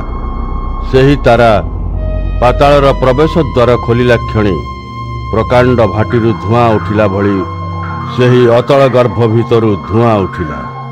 ସେହି ଧୂଆଁ ଦ୍ୱାରା ସୂର୍ଯ୍ୟ ଓ ଆକାଶ ଅନ୍ଧକାରମୟ ହୋଇଗଲା ଓ ଧୂଆଁ ଭିତରୁ ପଙ୍ଗପାଳମାନେ ବାହାରି ପୃଥିବୀ ଉପରକୁ ଓହ୍ଲାଇ ଆସିଲେ। ସେମାନଙ୍କୁ ବିଛା ଭଳି ଦଂଶନକାରୀ ଶକ୍ତି ଦିଆଗଲା। ପୃଥିବୀର ଘାସ କିମ୍ବା କୌଣସି ଲତା କିମ୍ବା ଗଛର କ୍ଷତି ନ କରିବା ପାଇଁ ପଙ୍ଗପାଳଙ୍କୁ କୁହାଗଲା। ଯେଉଁମାନଙ୍କର କପାଳରେ ପରମେଶ୍ୱରଙ୍କର ମୁଦ୍ରା ନାହିଁ, କେବଳ ସେହି ଲୋକମାନଙ୍କର କ୍ଷତି କରିବାକୁ ସେମାନଙ୍କୁ କୁହାଗଲା। କିନ୍ତୁ ମନୁଷ୍ୟମାନଙ୍କୁ ମାରିଦେବା ପାଇଁ ପଙ୍ଗପାଳଙ୍କୁ କ୍ଷମତା ଦିଆଯାଇ ନଥିଲା। ମାତ୍ର ଲୋକମାନଙ୍କୁ 5 ମାସ ପର୍ଯ୍ୟନ୍ତ ଯନ୍ତ୍ରଣା ଦେବା ପାଇଁ ସେମାନଙ୍କୁ ଅନୁମତି ଦିଆଯାଇଥିଲା। ସେହି ଯନ୍ତ୍ରଣା ଜଣେ ଲୋକକୁ କଙ୍କଡ଼ା ବିଛାର ଦଂଶନ ପରି ଯନ୍ତ୍ରଣାଦାୟକ ହେବ। ସେହି ସମୟରେ ଲୋକମାନେ ମରଣ ଚାହିଁବେ, କିନ୍ତୁ ମରିପାରିବେ ନାହିଁ। ମରଣ ଖୋଜିବା ସତ୍ତ୍ୱେ ମରଣ ସେମାନଙ୍କୁ ମିଳିବ ନାହିଁ। ସେହି ପଙ୍ଗପାଳମାନେ ଯୁଦ୍ଧ ପାଇଁ ସୁସଜ୍ଜିତ ଅଶ୍ଵ ପରି ଥିଲେ। ସେମାନଙ୍କର ମସ୍ତକ ସୁବର୍ଣ୍ଣ ମୁକୁଟ ଭଳି ଦେଖାଯାଉଥିବା କିଛି ଥିଲା। ସେମାନଙ୍କର ମୁହଁ ମଣିଷ ପରି ଥିଲା। ସ୍ତ୍ରୀମାନଙ୍କର କେଶ ପରି ସେମାନଙ୍କର କେଶ ଥିଲା। ସେମାନଙ୍କର ଦାନ୍ତ ସିଂହ ଦାନ୍ତ ପରି ଥିଲା। ସେମାନେ ଛାତିରେ ଲୁହାର ସାଞ୍ଜ ପିନ୍ଧିଲା ଭଳି ଦିଶୁଥିଲେ। ସେମାନଙ୍କର ଡେଣାର ଶବ୍ଦ ଯୁଦ୍ଧକୁ ଦୌଡ଼ୁଥିବା ଅନେକ ଘୋଡ଼ା ଓ ରଥର ଶବ୍ଦ ଭଳି ଥିଲା। ବିଛାର ନାହୁଡ଼ ଭଳି ସେମାନଙ୍କ ଲାଙ୍ଗୁଡ଼ରେ ନାହୁଡ଼ ଥିଲା। 5 ମାସ ପର୍ଯ୍ୟନ୍ତ ଲୋକମାନଙ୍କୁ ଯନ୍ତ୍ରଣା ଦେବା ପାଇଁ ସେମାନଙ୍କୁ ଯେଉଁ କ୍ଷମତା ଦିଆଯାଇଥିଲା, ତାହା ସେମାନଙ୍କ ଲାଙ୍ଗୁଡ଼ରେ ଥିଲା। ପାତାଳସ୍ଥ ସେହି ଅତଳ ଗହ୍ୱରର ଦୂତ ପଙ୍ଗପାଳମାନଙ୍କର ରାଜା ଥିଲେ। ତାଙ୍କର ନାମ ଏବ୍ରୀ ଭାଷାରେ ଅବ୍ଦୋନ ଓ ଗ୍ରୀକ୍ ଭାଷାରେ ଅପୋଲିୟନ ଥିଲା। ପ୍ରଥମ କ୍ଲେଶଟି ଶେଷ ହୋଇଗଲା। ଏହାପରେ ଆହୁରି 2ଟି ବଡ଼ କ୍ଲେଶ ଆସିବ। ତାପରେ ଷଷ୍ଠ ସ୍ୱର୍ଗଦୂତ ତୁରୀ ବଜାଇଲେ। ମୁଁ ପରମେଶ୍ୱରଙ୍କ ସମ୍ମୁଖରେ ଥିବା ସୁନା ବେଦୀର 4 ଶୃଙ୍ଗ ମଧ୍ୟରୁ ଗୋଟିଏ ସ୍ୱର ଶୁଣିଲି। ଏହି ସ୍ୱର ତୁରି ଧରିଥିବା ଷଷ୍ଠ ଦୂତଙ୍କୁ କହିଲା, ଫରାତ ମହାନଦୀରେ ବନ୍ଧା ହୋଇ ରହିଥିବା 4 ଜଣ ସ୍ୱର୍ଗଦୂତଙ୍କୁ ମୁକ୍ତ କରିଦିଅ। ତେଣୁ ଯେଉଁ 4 ଜଣ ଦୂତଙ୍କୁ ପୃଥିବୀର 1/3 ଲୋକମାନଙ୍କର ପ୍ରାଣନାଶ କରିବାକୁ ସେହି ଘଣ୍ଟା, ଦିନ, ମାସ ଓ ସେହି ବର୍ଷ ପର୍ଯ୍ୟନ୍ତ ପ୍ରସ୍ତୁତ କରି ରଖାଯାଇଥିଲା, ସେମାନଙ୍କୁ ମୁକ୍ତ କରାଗଲା। ଅଶ୍ୱାରୋହୀ ସୈନ୍ୟ 20 କୋଟି ବୋଲି ମୁଁ ଶୁଣିବାକୁ ପାଇଲି। ମୋ ଦର୍ଶନରେ ମୁଁ ଅଶ୍ଵ ଓ ଅଶ୍ୱାରୋହୀମାନଙ୍କୁ ଦେଖିଲି। ସେମାନେ ନୀଳକାନ୍ତ ମଣିତୁଲ୍ୟ ଲୋହିତ, ନୀଳକାନ୍ତ ମଣିତୁଲ୍ୟ ନୀଳ ଓ ଗନ୍ଧକ ପରି ହଳଦିଆ ବର୍ଣ୍ଣର ସାଞ୍ଜୁ ଛାତିରେ ପିନ୍ଧିଥିଲେ। ଅଶ୍ୱମାନଙ୍କର ମୁଣ୍ଡ ସିଂହର ମୁଣ୍ଡ ପରି ଦେଖାଯାଉଥିଲା। ସେମାନଙ୍କ ମୁଖରୁ ଅଗ୍ନି, ଧୂଆଁ ଓ ଗନ୍ଧକ ବାହାରୁଥିଲା। ସେମାନଙ୍କ ମୁହଁରୁ ବାହାରୁଥିବା ଏହି 3ଟି ମହାମାରୀ ଅଗ୍ନି, ଧୂଆଁ ଓ ଗନ୍ଧକ ହେତୁ ମନୁଷ୍ୟ ଜାତିର 1/3 ପ୍ରାଣ ହରାଇଲେ। ସେହି ଅଶ୍ୱମାନଙ୍କର ମାରାତ୍ମକ ଶକ୍ତି କେବଳ ମୁହଁରେ ନ ଥାଇ ଲାଙ୍ଗୁଳରେ ମଧ୍ୟ ଥିଲା। ସେମାନଙ୍କର ଲାଙ୍ଗୁଳ ସାପ ପରି, ଯାହାଙ୍କର ମୁଣ୍ଡ ଲୋକମାନଙ୍କୁ ଦଂଶନ ଓ ଅନିଷ୍ଟ କରିବା ପାଇଁ ଥିଲା। ପୃଥିବୀର ଯେଉଁ ଅବଶିଷ୍ଟ ଲୋକମାନେ ଏହି ମହାମାରୀ ଦ୍ୱାରା ପ୍ରାଣ ହରାଇ ନଥିଲେ, ସେମାନେ ତଥାପି ସେମାନଙ୍କର ମନ ଓ ଜୀବନ ପରିବର୍ତ୍ତନ କଲେ ନାହିଁ। ସେମାନେ ତାହାଙ୍କ ହାତ ତିଆରି କର୍ମଗୁଡ଼ିକ ଠାରୁ ମଧ୍ୟ ନିଜକୁ ଦୂରେଇ ଦେଲେ ନାହିଁ। ସେମାନେ ଦୁଷ୍ଟାତ୍ମା ଗୁଡ଼ିକର ପୂଜା କଲେ ଓ ସୁନା, ରୂପା, ପିତ୍ତଳ, ପଥର, କାଠରେ ତିଆରି, ଦେଖିପାରୁନଥିବା, ଶୁଣିପାରୁନଥିବା ବା ଚାଲିପାରୁନଥିବା ପ୍ରତିମା ଗୁଡ଼ିକର ପୂଜା କରିବା ବନ୍ଦ କଲେ ନାହିଁ। ଏହା ବ୍ୟତୀତ ସେମାନେ ସେମାନଙ୍କର ନରହତ୍ୟା, ଗୁଣିବିଦ୍ୟା, ଯୌନଗତ ପାପ କିମ୍ବା ଚୋରି ପାପ ପରିତ୍ୟାଗ କଲେ ନାହିଁ କି ସେଥିରୁ ମନ ଫେରାଇ ଅନୁତାପ କଲେ ନାହିଁ। ପ୍ରକାଶିତ ବାକ୍ୟ 10 ଅଧ୍ୟାୟ। ତାପରେ ମୁଁ ଜଣେ ଶକ୍ତିଶାଳୀ ଦୂତଙ୍କୁ ସ୍ୱର୍ଗରୁ ଆସିବାର ଦେଖିଲି। ସେ ମେଘ ଦ୍ୱାରା ଆଚ୍ଛାଦିତ ଥିଲେ। ତାହାଙ୍କ ମସ୍ତକରେ ମେଘଧନୁ ଶୋଭା ପାଉଥିଲା। ତାହାଙ୍କର ମୁଖ ସୂର୍ଯ୍ୟ ପରି ଉଜ୍ଜ୍ୱଳ ଓ ପାଦ 2ଟି ଅଗ୍ନିସ୍ତମ୍ଭ ସଦୃଶ। ସେହି ଦୂତଙ୍କ ହାତରେ ଗୋଟିଏ କ୍ଷୁଦ୍ର ଖୋଲା ଚର୍ମପତ୍ର ଥିଲା। ସେ ତାହାଙ୍କର ଦକ୍ଷିଣ ପାଦ ସମୁଦ୍ର ଉପରେ ଓ ବାମ ପାଦ ସ୍ଥଳଭାଗ ଉପରେ ରଖିଥିଲେ। ସେ ସିଂହ ଗର୍ଜନ ପରି ଜୋରରେ ପାଟି କଲେ। ସେ ପାଟି କରନ୍ତୁ, ପରେ 7 ବଜ୍ର ତାହାର ଉତ୍ତର ଦେଲେ। ମୁଁ ଏହା ଲେଖିବାକୁ ପ୍ରସ୍ତୁତ ହେଲି। ସେତେବେଳେ ମୋତେ ଆକାଶବାଣୀ ଶୁଭିଲା, 7 ବଜ୍ର ଯାହା କହିଲେ ତାହା ଲେଖ ନାହିଁ, ସେଗୁଡ଼ିକ ଗୁପ୍ତ ରଖ। ତାପରେ ସେହି ସ୍ୱର୍ଗଦୂତ, ଯେ କି ସମୁଦ୍ର ଓ ପୃଥିବୀ ଉପରେ ପାଦ ଦେଇ ଠିଆ ହୋଇଥିବାର ମୁଁ ଦେଖିଲି, ସେ ତାହାଙ୍କ ଦକ୍ଷିଣ ହସ୍ତ ସ୍ୱର୍ଗକୁ ଉଠାଇଲେ। ଯେ ନିତ୍ୟ ଜୀବିତ, ଯେ ଆକାଶ ଓ ତନ୍ମଧ୍ୟସ୍ଥ ସକଳ ବିଷୟ ଏବଂ ପୃଥିବୀ ଓ ତନ୍ମଧ୍ୟସ୍ଥ ସକଳ ବିଷୟ ସୃଷ୍ଟି କରିଛନ୍ତି, ତାହାଙ୍କ ନାମରେ ସେହି ସ୍ୱର୍ଗଦୂତ ଶପଥ କରି କହିଲେ, ଆଉ ଅଧିକ ବିଳମ୍ବ ହେବ ନାହିଁ। କିନ୍ତୁ ସପ୍ତମ ଦୂତ ସେହି ଦିନ ମାନଙ୍କରେ ତୁରୀ ବଜାନ୍ତେ ପରମେଶ୍ୱର ଆପଣା ସେବକ ଭବିଷ୍ୟତ ବକ୍ତାମାନଙ୍କୁ କହିଥିବା ବାକ୍ୟ ଅନୁସାରେ ତାହାଙ୍କର ଗୁପ୍ତ ଯୋଜନା ସମ୍ପୂର୍ଣ୍ଣ ହେବ। ତାପରେ ମୁଁ ସେହି ସ୍ୱର ସ୍ୱର୍ଗରୁ ପୁଣି ଥରେ ଶୁଣିଲି। ସେ ସ୍ୱର ମୋତେ କହିଲା, ଯାଅ, ସମୁଦ୍ର ଓ ପୃଥିବୀ ଉପରେ ଠିଆ ହୋଇଥିବା ଦୂତଙ୍କ ହାତରୁ ଖୋଲା ଚର୍ମପତ୍ରଟି ନିଅ। ତେଣୁ ମୁଁ ଦୂତଙ୍କ ପାଖକୁ ଯାଇ କ୍ଷୁଦ୍ର ଚର୍ମପତ୍ରଟି ମାଗିଲି। ସେ ମୋତେ କହିଲେ, ଏହାକୁ ନିଅ ଓ ଏହା ଖାଅ। ଏହା ତୁମ୍ଭ ପେଟକୁ ଖଟା ଲାଗିବ, କିନ୍ତୁ ତୁମ୍ଭ ମୁହଁକୁ ମହୁ ପରି ମିଠା ଲାଗିବ। ତେଣୁ ମୁଁ ତାହାଙ୍କ ହସ୍ତରୁ କ୍ଷୁଦ୍ର ଚର୍ମପତ୍ର ନେଲି ଓ ଖାଇଲି। ମୋ ପାଟିକୁ ତାହା ମିଠା ଲାଗିଲା, କିନ୍ତୁ ଯେତେବେଳେ ମୁଁ ଏହାକୁ ଢୋକିଲି, ପେଟରେ ଏହା ଖଟା ଲାଗିଲା। ତାପରେ ସେମାନେ ମୋତେ କହିଲେ, ଅନେକ ଦେଶ, ଜାତି, ଭାଷା ଓ ରାଜାମାନଙ୍କ ବିଷୟରେ ତୁମ୍ଭକୁ ଆହୁରି ଭବିଷ୍ୟତବାଣୀ କହିବାକୁ ପଡ଼ିବ। ପ୍ରକାଶିତ ବାକ୍ୟ 11 ଅଧ୍ୟାୟ। ତାପରେ ମୋତେ ବୁଲାବାଡ଼ି ଲମ୍ବର ଗୋଟିଏ ମାପଦଣ୍ଡ ଦିଆଗଲା। ମୋତେ କୁହାଗଲା, ଯାଅ ପରମେଶ୍ୱରଙ୍କର ମନ୍ଦିର ବେଦୀକୁ ମାପ ଏବଂ ସେଠାରେ ଉପାସନା କରୁଥିବା ଲୋକମାନଙ୍କର ସଂଖ୍ୟା ଗଣନା କର, କିନ୍ତୁ ମନ୍ଦିରର ବାହାର ଅଗଣା ମାପ ନାହିଁ, ତାହାକୁ ସେହିପରି ଛାଡ଼ିଦିଅ। କାରଣ ତାହା ଅଣଜିହୁଦୀୟ ଦେଶଗୁଡ଼ିକର ଲୋକମାନଙ୍କୁ ଦିଆଯାଇଛି। ସେହି ଲୋକମାନେ 42 ମାସ ପର୍ଯ୍ୟନ୍ତ ପବିତ୍ର ନଗରକୁ ପଦଦଳିତ କରିବେ। ମୁଁ ମୋର 2 ସାକ୍ଷୀଙ୍କୁ କ୍ଷମତା ଦେବି। ସେମାନେ 1260 ଦିନ ପର୍ଯ୍ୟନ୍ତ ଅଖା ପିନ୍ଧି ଭବିଷ୍ୟତବାଣୀ କହିବେ। ଏହି 2 ସାକ୍ଷୀ ହେଉଛନ୍ତି ପୃଥିବୀରେ ପ୍ରଭୁଙ୍କ ସମ୍ମୁଖରେ ଠିଆ ହୋଇଥିବା 2 ଜିତବୃକ୍ଷ ଓ 2 ଦୀପରୁଖା। ଯଦି କେହି ସେମାନଙ୍କର କ୍ଷତି କରିବାକୁ ଚାହେଁ, ତାହେଲେ ସେମାନଙ୍କର ମୁହଁରୁ ବାହାରୁଥିବା ଅଗ୍ନି ସେମାନଙ୍କୁ ଧ୍ୱଂସ କରିବ। ଯଦି କୌଣସି ଲୋକ ସେମାନଙ୍କର କ୍ଷତି କରିବାକୁ ଚେଷ୍ଟା କରେ, ସେ ଏହିପରି ଭାବେ ମୃତ୍ୟୁ ଭୋଗ କରିବ। ଏହି 2 ଜଣ ଭବିଷ୍ୟତବାଣୀ କହିବା ବେଳେ ଯେପରି ବର୍ଷା ନ ହୁଏ, ସେଥି ନିମନ୍ତେ ଆକାଶକୁ ରୁଦ୍ଧ କରିବା ନିମନ୍ତେ ସେମାନଙ୍କର କ୍ଷମତା ଅଛି। ଜଳକୁ ରକ୍ତରେ ପରିଣତ କରିବାର କ୍ଷମତା ସେମାନଙ୍କର ଅଛି।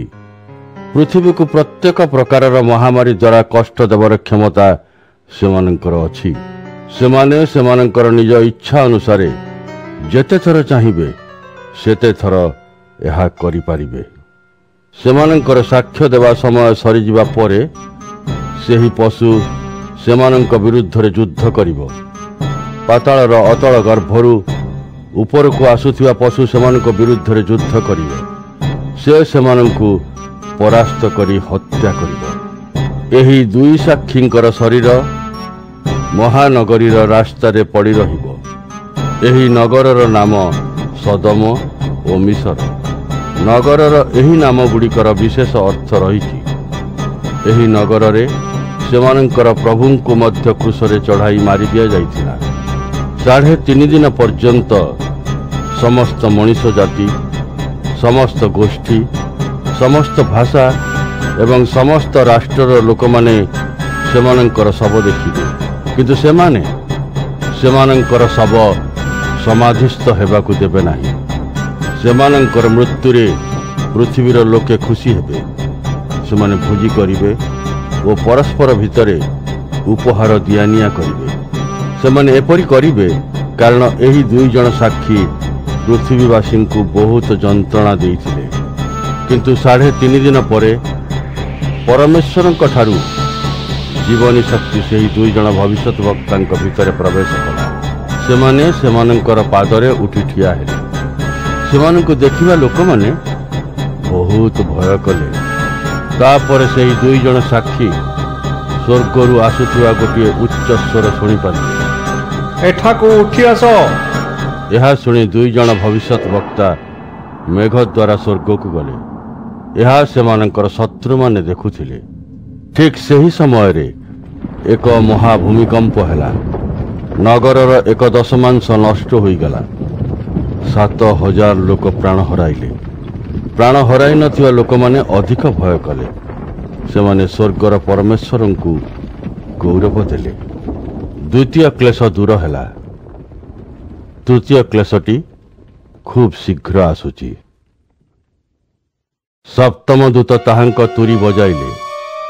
ସ୍ୱର୍ଗରେ ଉଚ୍ଚ ସ୍ୱରମାନ ଶୁଣାଗଲା। ସେମାନେ କହିଲେ, ଏହି ପୃଥିବୀ ବର୍ତ୍ତମାନ ଆମ୍ଭ ପ୍ରଭୁଙ୍କର ଓ ତାହା ଖ୍ରୀଷ୍ଟଙ୍କର ରାଜ୍ୟ ହେଲା। ସେ ଅନନ୍ତକାଳ ନିମନ୍ତେ ରାଜ୍ୟତ୍ୱ କରିବେ। ତାପରେ 24 ଜଣ ପ୍ରାଚୀନ ମୁଣ୍ଡ ନୁଆଇଁ ପ୍ରଣାମ କଲେ ଓ ପରମେଶ୍ୱରଙ୍କର ଉପାସନା କଲେ। ଏହି ପ୍ରାଚୀନମାନେ ପରମେଶ୍ୱରଙ୍କ ସମ୍ମୁଖରେ ସେମାନଙ୍କ ସିଂହାସନରେ ବସନ୍ତି। ସେହି ପ୍ରାଚୀନମାନେ କହିଲେ, ହେ ପ୍ରଭୁ ପରମେଶ୍ୱର, ତୁମେ ସର୍ବଶକ୍ତିମାନ ଅଟ। ଆମ୍ଭେ ତୁମକୁ ଧନ୍ୟବାଦ ଦେଉଅଛୁ। ତୁମ୍ଭେ ହିଁ ଏକମାତ୍ର ବର୍ତ୍ତମାନ ଅଛ ଓ ଅତୀତରେ ଥିଲ। ଏବେ ତୁମ୍ଭେ ତୁମ୍ଭର ମହାଶକ୍ତି ପ୍ରୟୋଗ କରି ଶାସନ କରିବାକୁ ଆରମ୍ଭ କରିଛ। ସେଥିପାଇଁ ତୁମ୍ଭକୁ ଧନ୍ୟବାଦ ଦେଉଅଛୁ। ଅନ୍ୟ ଜାତୀୟମାନେ ତୁମ୍ଭ ଉପରେ କ୍ରୋଧ କରିଥିଲେ, କିନ୍ତୁ ବର୍ତ୍ତମାନ ତୁମ୍ଭ କ୍ରୋଧର ସମୟ ଉପସ୍ଥିତ। ମୃତମାନଙ୍କର ବିଚାର ସମୟ ଆସିଛି। ତୁମ ସେବକମାନଙ୍କୁ ଭବିଷ୍ୟତ ବକ୍ତାମାନଙ୍କୁ ପୁରସ୍କାର ଦେବାର ସମୟ ଆସିଛି ଏବଂ ତୁମକୁ ଭୟ ଓ ସମ୍ମାନ କରୁଥିବା ସାନ ବଡ଼ ପ୍ରତ୍ୟେକଙ୍କୁ ପୁରସ୍କାର ଦେବାର ସମୟ ଆସିଛି। ପୃଥିବୀକୁ ବିନାଶ କରୁଥିବା ବିନାଶକାରୀଙ୍କର ବିନାଶର ସମୟ ଉପସ୍ଥିତ ହୋଇଛି। ତାପରେ ସ୍ୱର୍ଗରେ ପରମେଶ୍ୱରଙ୍କ ମନ୍ଦିର ଖୋଲିଗଲା ଓ ସେହି ମନ୍ଦିରର ପବିତ୍ର ନିୟମ ସିନ୍ଦୁକ ଦେଖାଗଲା। ଏହି ପବିତ୍ର ସିନ୍ଦୁକରେ ସେହି ଚୁକ୍ତି ଥିଲା ଯାହାକୁ ପରମେଶ୍ୱର ଲୋକମାନଙ୍କୁ ଦେଇଥିଲେ। ତାପରେ ସେଠାରେ ବିଜୁଳିର ଆଲୋକ ଝଲସି ଉଠିଲା ତଥା ମହାକୋଳାହଳ, ବଜ୍ରନାଦ, ଭୂମିକମ୍ପ ଓ ପ୍ରବଳ କୁଆପଥର ବୃଷ୍ଟି। ପ୍ରକାଶିତ ବାକ୍ୟ 12 ଅଧ୍ୟାୟ। ତାପରେ ସ୍ୱର୍ଗରେ ଏକ ବିଚିତ୍ର ଚିହ୍ନ ଦେଖାଗଲା। ମୁଁ ଜଣେ ନାରୀଙ୍କୁ ସୂର୍ଯ୍ୟଙ୍କୁ ବସ୍ତ୍ର ରୂପେ ଧାରଣ କରିବାର ଦେଖିଲି। ଚନ୍ଦ୍ର ତାହାଙ୍କ ପାଦ ତଳେ ଥିଲେ। ତାହାଙ୍କ ମସ୍ତକରେ 12ଟି ନକ୍ଷତ୍ରର ମୁକୁଟ ଥିଲା। ସେହି ନାରୀ ଜଣକ ଗର୍ଭବତୀ ଥିଲେ। ପ୍ରସବ ବେଦନାରେ ସେ ଚିତ୍କାର କଲେ। ତାହାଙ୍କର ପ୍ରସବ କରିବା ସମୟ ହୋଇଯାଇଥିଲା। ସ୍ୱର୍ଗରେ ଅନ୍ୟ ଏକ ଚିହ୍ନ ଦେଖାଗଲା। ସେଠାରେ ଗୋଟିଏ ବିରାଟ ଲାଲ ରଙ୍ଗର ସାପ ମୁଁ ଦେଖିଲି। ତାର 7ଟି ମୁଣ୍ଡ ଥିଲା ଓ ପ୍ରତି ମୁଣ୍ଡରେ 7ଟି ମୁକୁଟ ଥିଲା। ତାର 10ଟି ଶିଙ୍ଗ ମଧ୍ୟ ଥିଲା। ତାହାର ଲାଙ୍ଗୁଳ ଆକାଶର ତାରାଗଣ ମଧ୍ୟରୁ 1/3 ତାରାକୁ ଟାଣି ଆଣି ପୃଥିବୀରେ ନିକ୍ଷେପ କଲା। ସେହି ସାପ ପ୍ରସବ କରିବାକୁ ଯାଇଥିବା ସେହି ନାରୀଙ୍କ ସାମ୍ନାରେ ଠିଆ ହୋଇ ରହିଲା। ତାହାଙ୍କର ସନ୍ତାନ ଜନ୍ମ ହେବା ମାତ୍ରେ ତାହାକୁ ଖାଇବା ଉଦ୍ଦେଶ୍ୟରେ ସେ ପ୍ରସ୍ତୁତ ହୋଇ ରହିଲା। ସେହି ନାରୀ ଗୋଟିଏ ପୁତ୍ର ଶିଶୁକୁ ଜନ୍ମ ଦେଲେ। ସେ ସମଗ୍ର ରାଷ୍ଟ୍ରଗୁଡ଼ିକୁ ଗୋଟିଏ ଲୌହ ଦଣ୍ଡରେ ଶାସନ କରିବେ। ତାର ଶିଶୁଙ୍କୁ ପରମେଶ୍ୱରଙ୍କ ସିଂହାସନ ପାଖକୁ ଉଠାଇ ନିଆଗଲା। ସେହି ସ୍ତ୍ରୀ ଲୋକଟି ପରମେଶ୍ୱର ତା ପାଇଁ ପ୍ରସ୍ତୁତ କରି ରଖିଥିବା ମରୁଭୂମିର ଗୋଟିଏ ସ୍ଥାନକୁ ଚାଲିଗଲା। ସେଠାରେ ତାର ଯତ୍ନ 1260 ଦିନ ପର୍ଯ୍ୟନ୍ତ ନିଆଯିବ। ଏହିପରି ସମୟରେ ସ୍ୱର୍ଗରେ ଯୁଦ୍ଧ ହେଲା। ମିଖାଏଲ ଓ ତାହାଙ୍କର ଦୂତଗଣ ସେହି ସାପ ଓ ତାହାର ଦୂତମାନଙ୍କ ବିରୁଦ୍ଧରେ ଯୁଦ୍ଧ କଲେ। ସାପ ତାର ଦୂତମାନଙ୍କ ସହିତ ପ୍ରତିଯୁଦ୍ଧ କଲା, କିନ୍ତୁ ବିଶାଳ ସାପ ଅଧିକ ବଳଶାଳୀ ନ ଥିବାରୁ ସେ ଓ ତାହାର ଦୂତମାନେ ପରାସ୍ତ ହେଲେ ଓ ସ୍ୱର୍ଗରେ ସ୍ଥାନ ହରାଇଲେ। ବିଶାଳ ସାପକୁ ସ୍ୱର୍ଗରୁ ପୃଥିବୀରେ ନିକ୍ଷେପ କରାଗଲା। ସେହି ବିଶାଳ ସାପ ହେଉଛି ସେହି ଅତୀତର ପୁରୁଣା ସାପ ଯାହାକୁ ଶୟତାନ କୁହାଯାଏ।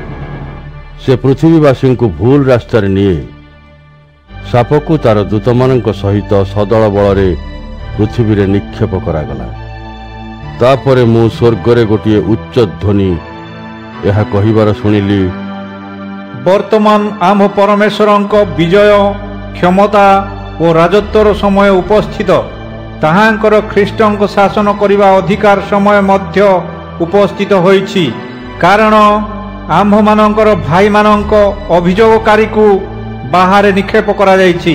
ସେ ଦିନ ରାତି ଆମ ପରମେଶ୍ୱରଙ୍କ ସମ୍ମୁଖରେ ଆମ୍ଭ ଭାଇମାନଙ୍କ ବିଷୟରେ ଅଭିଯୋଗ କରୁଥିଲା।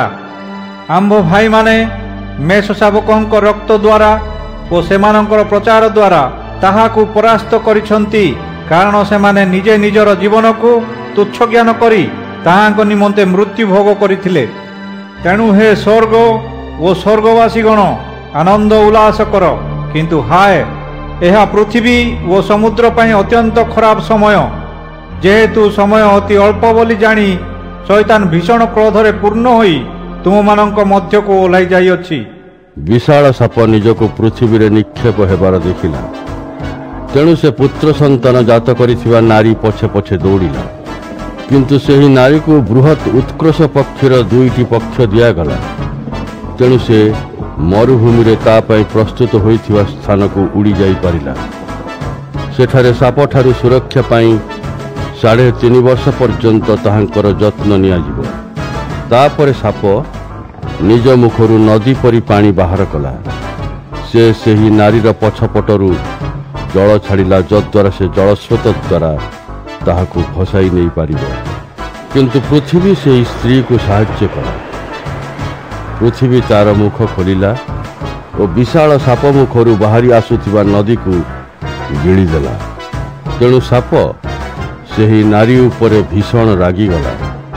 ସେ ତାର ଅନ୍ୟ ପିଲାମାନଙ୍କ ବିରୁଦ୍ଧରେ ଯୁଦ୍ଧ କରିବାକୁ ବାହାରିଲା, ଯେଉଁମାନେ ପରମେଶ୍ୱରଙ୍କର ଆଜ୍ଞାଗୁଡ଼ିକ ପାଳନ କରନ୍ତି ଓ ଯୀଶୁଙ୍କ ବିଷୟରେ ସାକ୍ଷ୍ୟ ଦିଅନ୍ତି, ସେହିମାନେ ତାହାଙ୍କର ସନ୍ତାନ। ସେହି ବିଶାଳ ସାପ ଯାଇ ସମୁଦ୍ର କୂଳରେ ଠିଆ ହେଲା।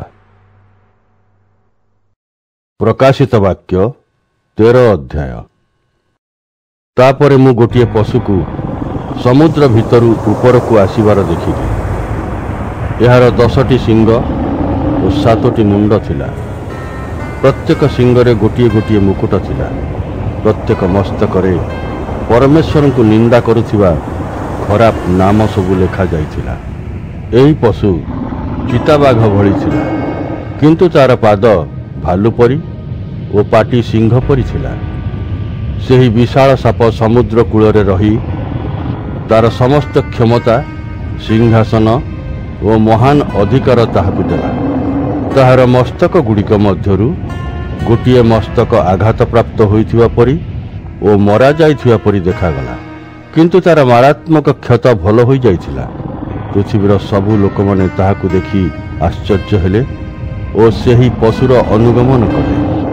ଲୋକମାନେ ସେହି ସାପକୁ ପୂଜା କଲେ, କାରଣ ସେ ତାର କ୍ଷମତା ପଶୁକୁ ଦାନ କରିଦେଇଥିଲା। ଲୋକମାନେ ସେହି ପଶୁକୁ ମଧ୍ୟ ପୂଜା କଲେ। ସେମାନେ କହିଲେ, ଏହି ପଶୁ ଭଳି ଶକ୍ତିଶାଳୀ କିଏ ଅଛି? ତା ବିରୁଦ୍ଧରେ କିଏ ଯୁଦ୍ଧ କରିପାରିବ? ସେହି ପଶୁକୁ ଗର୍ବ କରିବା ପାଇଁ ଓ ଖରାପ କଥା କହିବା ପାଇଁ ଅନୁମତି ଦିଆଗଲା।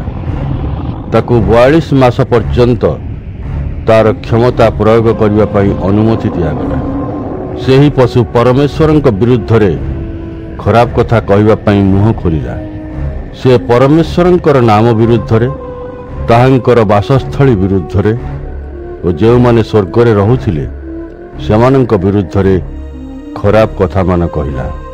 ତାହାକୁ ପରମେଶ୍ୱରଙ୍କ ପବିତ୍ର ଲୋକ ବିରୁଦ୍ଧରେ ଯୁଦ୍ଧ କରି ସେମାନଙ୍କୁ ପରାସ୍ତ କରିବାର କ୍ଷମତା ଦିଆଗଲା। ତାହାକୁ ପୃଥିବୀର ସବୁ ଗୋଷ୍ଠୀ, ଜାତି, ପ୍ରଜାତି ଓ ଦେଶଗୁଡ଼ିକ ଉପରେ ଶାସନ କରିବାକୁ କ୍ଷମତା ଦିଆଗଲା। ପୃଥିବୀରେ ରହୁଥିବା ସମସ୍ତ ଲୋକମାନେ ସେହି ପଶୁକୁ ପୂଜା କରିବେ। ପୃଥିବୀ ଆରମ୍ଭରୁ ଏହି ଲୋକମାନଙ୍କର ନାମ ମେଷଶାବକଙ୍କ ଜୀବନ ପୁସ୍ତକରେ ଲେଖା ହୋଇନାହିଁ। ଏହି ମେଷଶାବକଙ୍କୁ ବଧ କରାଯାଇଥିଲା। ଯାହାର ଶୁଣିବା ନିମନ୍ତେ କାନ ଅଛି ସେ ଏହାକୁ ଶୁଣିବା ଉଚିତ। ଯେଉଁ ବ୍ୟକ୍ତିର ବନ୍ଦୀ ହେବାର ଅଛି ତେବେ ସେ ବନ୍ଦୀ ହେବ। ଯେଉଁ ବ୍ୟକ୍ତିର ମୃତ୍ୟୁ ଖଣ୍ଡା ଦ୍ୱାରା ହେବାର ଅଛି ତେବେ ସେ ଲୋକ ଖଣ୍ଡାରେ ମୃତ୍ୟୁବରଣ କରିବ।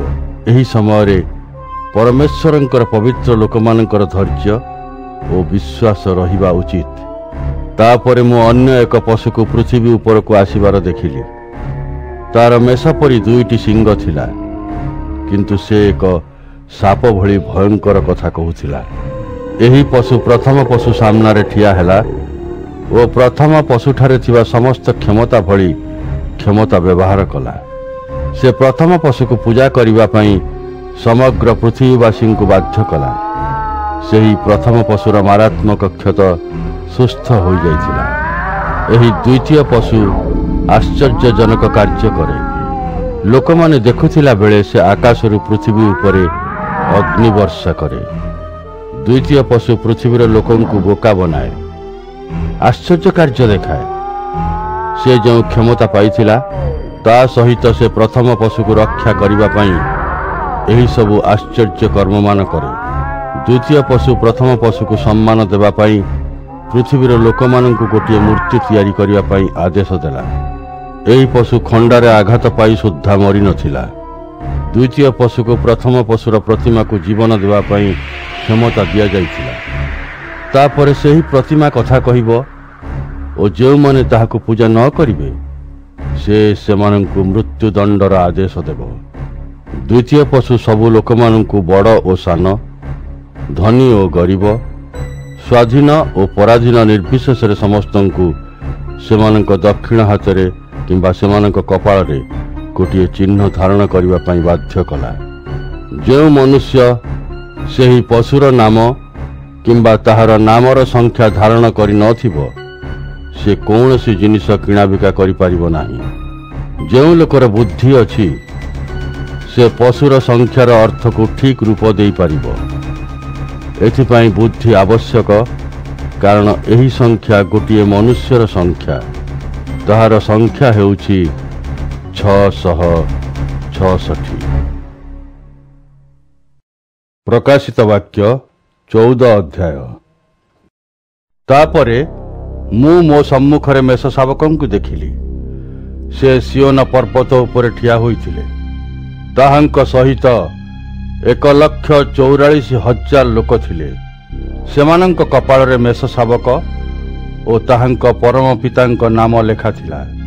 मु स्वर्गरु महा जलप्रपात ओ महावज्रनाद भଳି एक स्वर शुणिली। यह वीणावादक माने सेमानंकर वीणावादन करिबा परि मने हेला।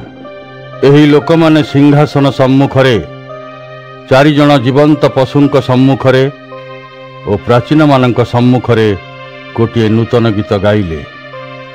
पृथ्वीरु क्रय करा जाइथिबा केवल 1,44,000 जण लोकमानंक छड़ा केही हेले एही गीत शिखि पारिले नाही।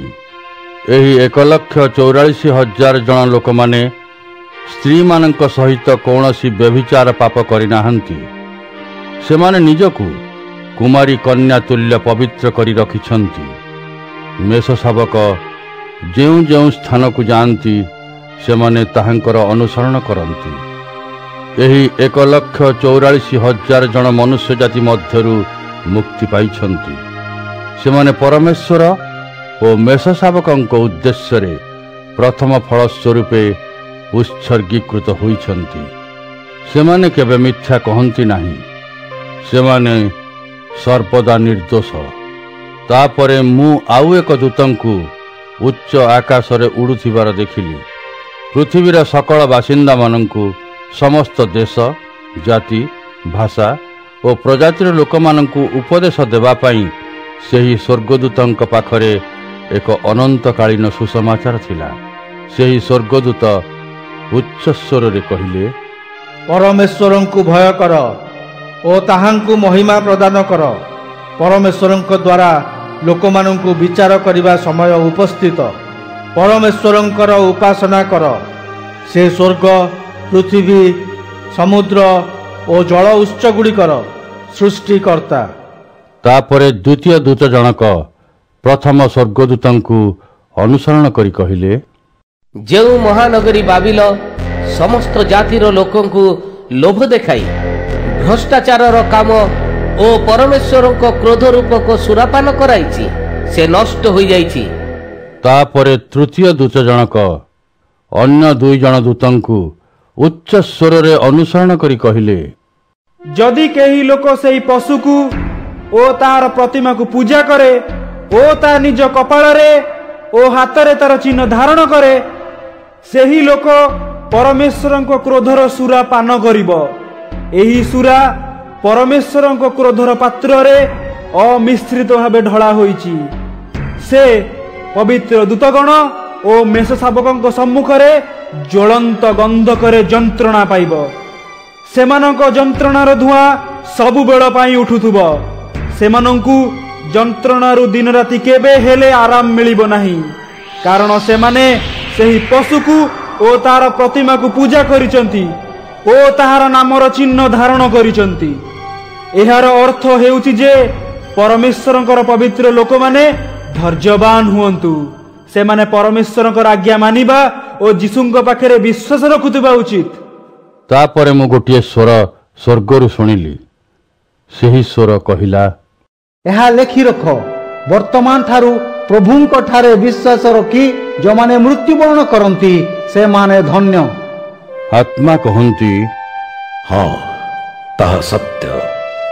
ସେହି ଲୋକମାନେ ସେମାନଙ୍କର କଠିନ ପରିଶ୍ରମରୁ ବିଶ୍ରାମ ନେବେ, କାରଣ ସେମାନେ କରିଥିବା କାମ ସେମାନଙ୍କ ସାଙ୍ଗରେ ଯିବ। तापरे मु देखिली, मो सम्मुखरे गोटिए धଳा मेघ थिला। सेही मेघ उपरे मनुष्य पुत्रंक परि जणे व्यक्ति बसिथिले। ताहांक मुंडरे गोटिए सुनार मुकुट ओ हातरे गोटिए मुनिया दा थिला। तापरे मंदिररु आउ जणे दूत बाहरी आसिले। से मेघ उपरे बसिथिबा व्यक्तिंकु डाकी कहिले, ଦା ଲଗାଇ ଶସ୍ୟ ଅମଳ କର, କାରଣ ଶସ୍ୟ ଅମଳର ସମୟ ହୋଇଗଲାଣି, ପୃଥିବୀର ଫଳ ପାଚିଗଲାଣି।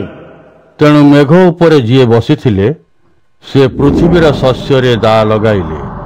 ଏହିପରି ପୃଥିବୀର ଶସ୍ୟ କଟାଗଲା।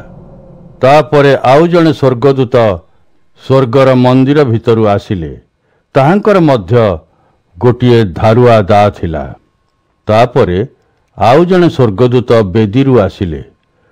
ସେହି ଦୂତଙ୍କର ଅଗ୍ନି ଉପରେ କ୍ଷମତା ଥିଲା। ସେ ଧାରୁଆ ଦା ଧରିଥିବା ଦୂତଙ୍କୁ ଉଚ୍ଚ ସ୍ୱରରେ ଡାକି କହିଲେ, ପୃଥିବୀର ଅଙ୍ଗୁର ପେନ୍ଥା ଗୁଡ଼ିକ ଦା ବ୍ୟବହାର କରି କାଟି ପକାଅ, କାରଣ ଦ୍ରାକ୍ଷା ପାଚିଗଲାଣି। ତାପରେ ସ୍ୱର୍ଗଦୂତ ପୃଥିବୀ ଉପରେ ନିଜର ଦା ବୁଲାଇଲେ ଓ ପୃଥିବୀରୁ ଦ୍ରାକ୍ଷାଗୁଡ଼ିକୁ ଏକାଠି କଲେ। ସେ ପରମେଶ୍ୱରଙ୍କର କ୍ରୋଧରୂପ ଦ୍ରାକ୍ଷାପେଶା କୁଣ୍ଡରେ ସେଗୁଡ଼ିକୁ ପକାଇଦେଲେ। ନଗର ବାହାରେ ଦ୍ରାକ୍ଷା ଫଳ ସବୁ ସେହି ଦ୍ରାକ୍ଷାପେଶା କୁଣ୍ଡରେ ଚିପୁଡ଼ା ହେଲା। ସେହି ଦ୍ରାକ୍ଷାକୁଣ୍ଡରୁ ରକ୍ତ ବୋହିଲା। ଏହା ଘୋଡ଼ାମାନଙ୍କ ଲଗାମ ପର୍ଯ୍ୟନ୍ତ ଉପରକୁ ଉଠି 300 କିଲୋମିଟର ପର୍ଯ୍ୟନ୍ତ ରକ୍ତ ସ୍ରୋତ ହୋଇ ବହିବାରେ ଲାଗିଲା। ପ୍ରକାଶିତ ବାକ୍ୟ 15 ଅଧ୍ୟାୟ। ଏହାପରେ ମୁଁ ସ୍ୱର୍ଗରେ ଗୋଟିଏ ବଡ଼ ଓ ଆଶ୍ଚର୍ଯ୍ୟଜନକ ଲକ୍ଷଣ ଦେଖିଲି। ସେଠାରେ 7 ଜଣ ଦୂତ ସେମାନଙ୍କ ହାତରେ 7ଟି ଶେଷ ମହାମାରୀ ଧରିଥିଲେ।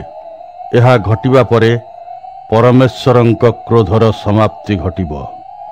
ମୁଁ ମୋ ସାମ୍ନାରେ ଅଗ୍ନି ମିଶ୍ରିତ କାଚ ପରି ଏକ ସମୁଦ୍ର ଦେଖିଲି।